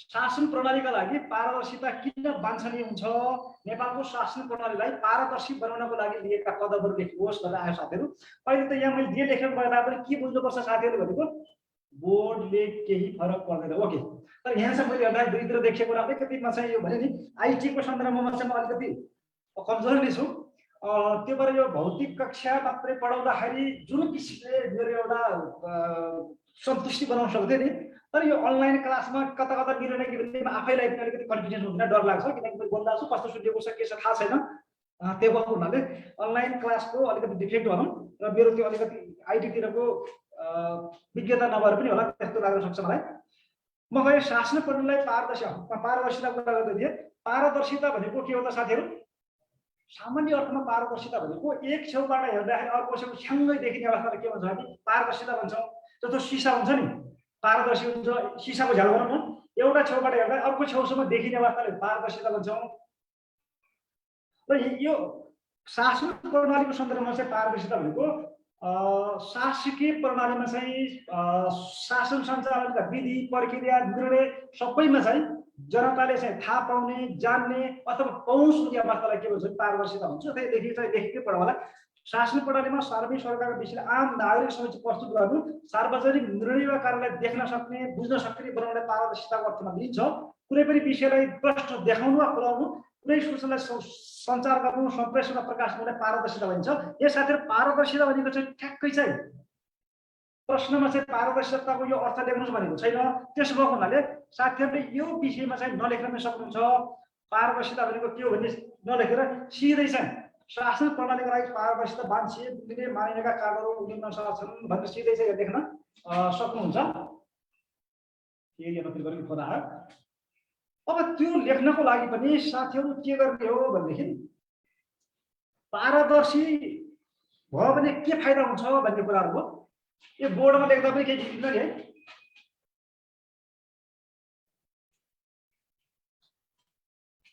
पारदर्शिता ए शिव यताको देखिएको छैन छैन के छैन देखिने अवस्था मैले बोर्डमा लेखेको देखिन्छ देखिन्न ए अर्को ओपन गर्नु पर्यो है ए ल ठिकै आकी यताको भइहाल्छ ल ठिकै छ मैले पारदर्शिता र सूचनाको हक भन्ने त्यहाँ पाठ छ साथीहरुको सूचनाको हक अब अहिले हामीले पारदर्शिताको सोधेको रहेछ पारदर्शिता भनेको सार्वजनिक निर्णयहरु भनौं सूचनाहरुमा चाहिँ जनताको पहुँच हुने हैन जान्ने बुझ्ने अवस्थालाई पारदर्शिता भन्छौं र सूचनाको हक भनेको पारदर्शितालाई चाहिँ कार्यान्वयन गर्ने एउटा साधन चाहिँ सूचनाको हक हो हामीले चाहिँ सूचनाको हक होइन कि समग्र पारदर्शिताकै प्रश्न सोधेको वाञ्छनीय हुनुको कारण आवश्यकता किन छ भनेको आवश्यकता महत्त्व लेख्नुस् भनेको गाह्रो छैन पारदर्शिता भयो भनेदेखि चाहिँ के हुन्छ भन्ने कुराहरू साथीहरूले चाहिँ देख्न सकिहाल्नु छ। पारदर्शी भयो भनेदेखि के हुन्छ त निर्णय प्रक्रिया चाहिँ छिटो हुन्छ, कसैले ढिलासुस्ती गर्न पाउँदैन, अनि भ्रष्टाचार हुन पाउँदैन। यस्ता कुराहरू लेख्नु यहाँ लेखेको छ। सार्वजनिक पदाधिकारीलाई सेवाग्राहीप्रति जिम्मेवार जवाबदेही उत्तरदायी बनाउने, भ्रष्टाचार अनियमितता नहुने, जनविश्वास बढाउन सक्ने यस्ता कुराहरू गरिएको छ। यो मैले यस्तो लेख्दै गर्दाखेरि अब कतिपय कुनै अवस्थामा फुर्सद भएको बेला यो सामाजिक सञ्जालमा पनि पारदर्शिता वाञ्छनीय मान्न कारणहरू भनेर लेखेको देख्छु। तर यो सोधेको चाहिँ वाञ्छनीयताको कुरा सोधेको, आवश्यकताको कुरा सोधेको, तर उत्तर चाहिँ अर्कै जुन लेखेको देख्छु साथीहरू। यो बारे त्यसमा ख्याल गर्नु। म यसमा यहाँ स्क्रिनसट गरिसक्नु भएको होला, म यसमा व्याख्या गर्न गइनँ होला है, सबै कुरा छँदैछ। र अन्तिममा मैले के भनेको छु भनेदेखि यो चाहिँ सुशासनको प्रमुख बढ्यो भनेको पारदर्शिता भयो भनेदेखि मात्रै सुशासन कायम हुन्छ। सुशासनका मानव सिद्धान्त कायम गर्न सक्छ भने के लेख्न साथीहरूले कपी गर्न पाउनु लेखेकै छ। अब त्यसपछि एक साथीहरू के छ भनेदेखि अब नेपालको शासन प्रणालीलाई पारदर्शी बनाउनलाई लिएका कदमहरू चाहिँ धेरै दिइएको छ। तर मुख्य कुरा साथै के हो भनेदेखि सूचनाको सम्बन्धी ऐन नियमले आएको छ। राष्ट्रिय सूचना आयोग चाहिँ यही सम्बन्धी चाहिँ स्थापना भएको छ। 3 महिनामा चाहिँ प्रोएक्टिभ डिस्क्लोजर यता भन्नु ठिकै छ। डबल आयो, मैले त्यही एकातिरको उताबाट ठिकै छ। अघि यस्तो रहेछ। 3 महिनामा चाहिँ यो प्रोएक्टिभ डिस्क्लोजर निकाल्ने व्यवस्था छ, सूचना अधिकारी गर्ने व्यवस्था छ, गुनासो सुनाउने व्यवस्था छ। यिनै कुराहरू लेख्ने हो कि यो जति पनि लेख्न सक्नुहुन्छ। प्रश्नले सोधेको कुरा त्यही हो। यहाँसँग समय कति छ त्यो अनुसार लेख्नुपर्छ। खास गरी यो पारदर्शिताको सम्बन्धमा, सूचना हक सम्बन्धी सिद्धान्तमा यसको लेख्ने खुराक कहाँ हुन्छ भनेदेखि यसको खुराक भनेको चाहिँ यो 8वटा सिद्धान्त छन् कि 8वटा सिद्धान्त।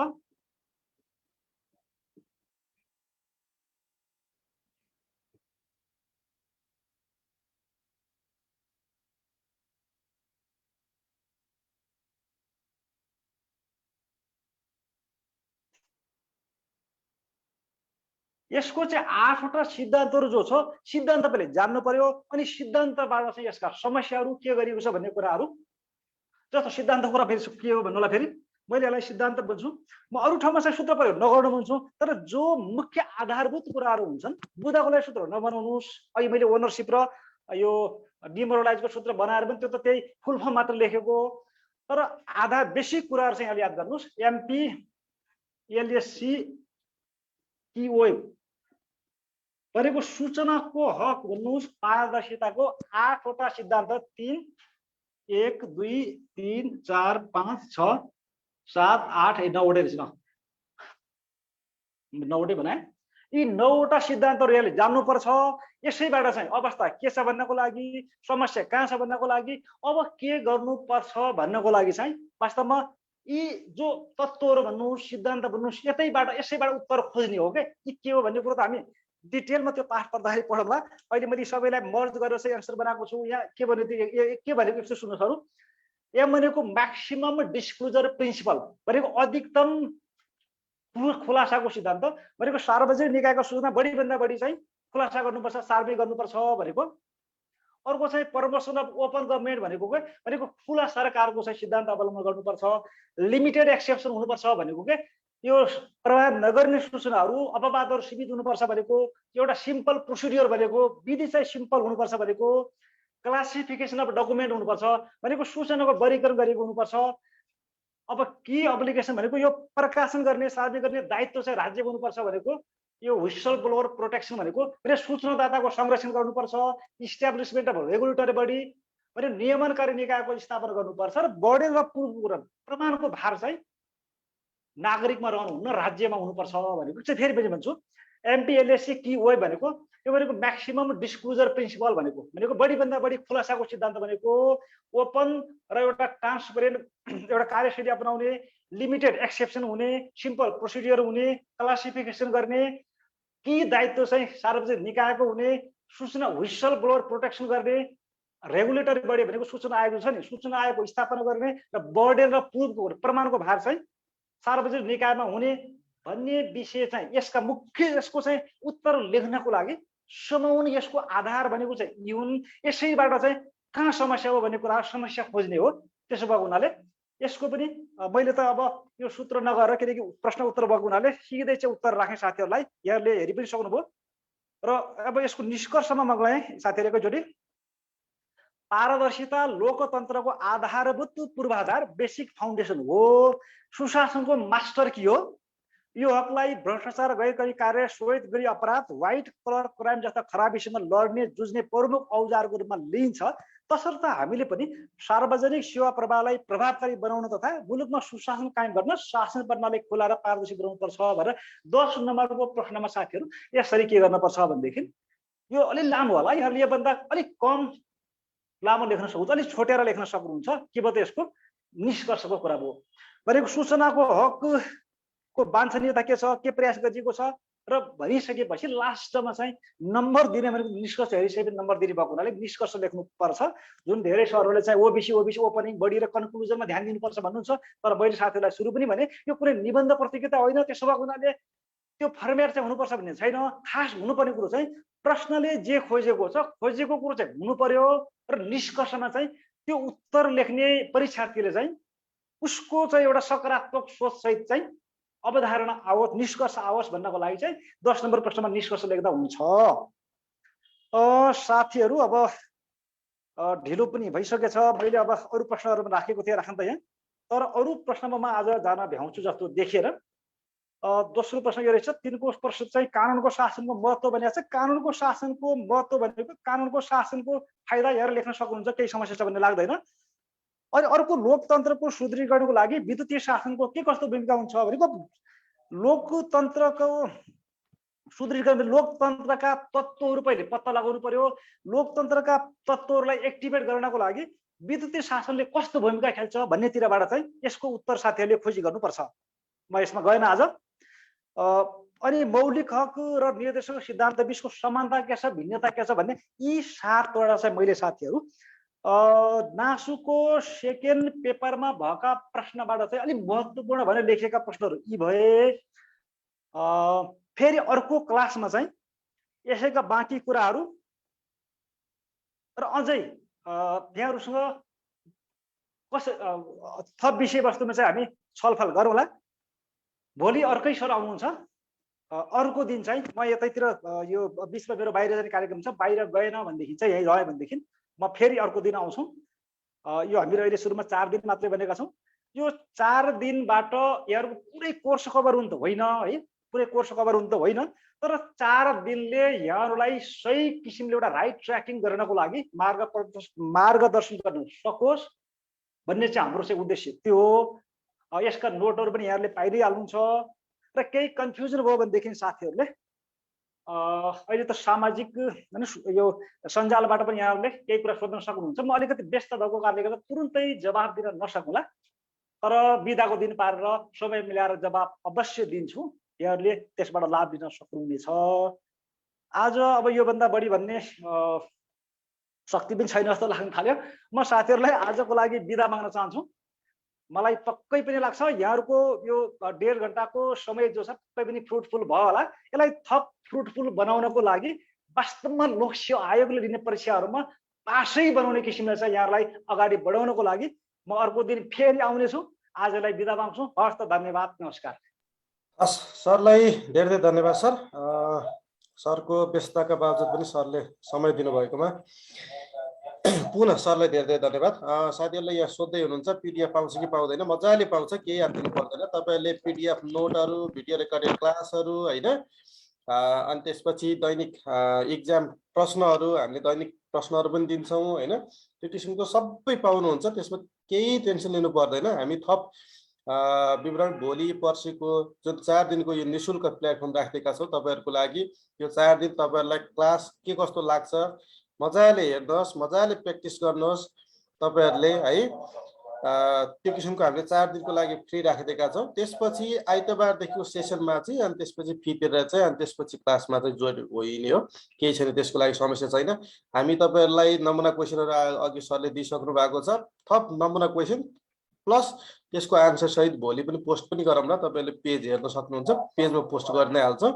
र त्यसै गरेर भोलि बेलुकाको लागि हाम्रो खण्ड कबाट चाहिँ रमेश पाण्डे सर आउँदै हुनुहुन्छ। रमेश पाण्डे सर आउनुहुनेछ ठिक 7 बजे। सबै साथीहरूले यही आइडी पासवर्ड यही नै हुन्छ, यही आइडी पासवर्ड जोडिनु होला। फीको कुरा पछि गर्छौँ साथी हो, शनिबारको क्लासमा गर्छौँ। फीको टेन्सन लिनु पर्दैन, यो 4 दिनको लागि निशुल्क राखिएको छ। त्यो निशुल्कमा मजाले पढ्नुहोस्, आफ्नो क्वालिटी, यता इन्स्टिट्युटबाट हुने क्वालिटी, अनि प्रशिक्षक सरहरू मजाले तपाईँहरूले सबै प्रशिक्षक सरहरू थाहा पाइहाल्नुहुन्छ। त्यसपछि मात्रै तपाईँहरू एडमिसन भएर आइतबारदेखि चाहिँ जोइन पाइने हो है। त्योभित्र तपाईँहरूले पिडिएफ नोटहरू, भिडियो रेकर्डेड क्लासहरू, दैनिक इक्जामका प्रश्नहरू, त्यो किसिमको सबै तपाईँहरूले चाहिँ पाइ नै हाल्नुहुन्छ। सबै त्योभित्र रहन्छ नि, केही त्यसमा चाहिँ तपाईँहरूले चाहिँ आतिनुपर्ने, समस्या मान्नुपर्ने चाहिँ केही किसिमको चाहिँ छैन है। त्यो किसिमको रहेछ। भोलि पनि पुनः यही आइडी पासवर्ड राखेर बेलुका ठिक 7 बजे यहाँहरू सबै साथीहरू जोडिन सक्नुहुनेछ। फीको सन्दर्भमा पछि कुराकानी गरौँला। हस्, आजलाई यति भन्दै हामीहरू छुट्टिन्छौँ। हस्, नमस्ते, शुभरात्रि।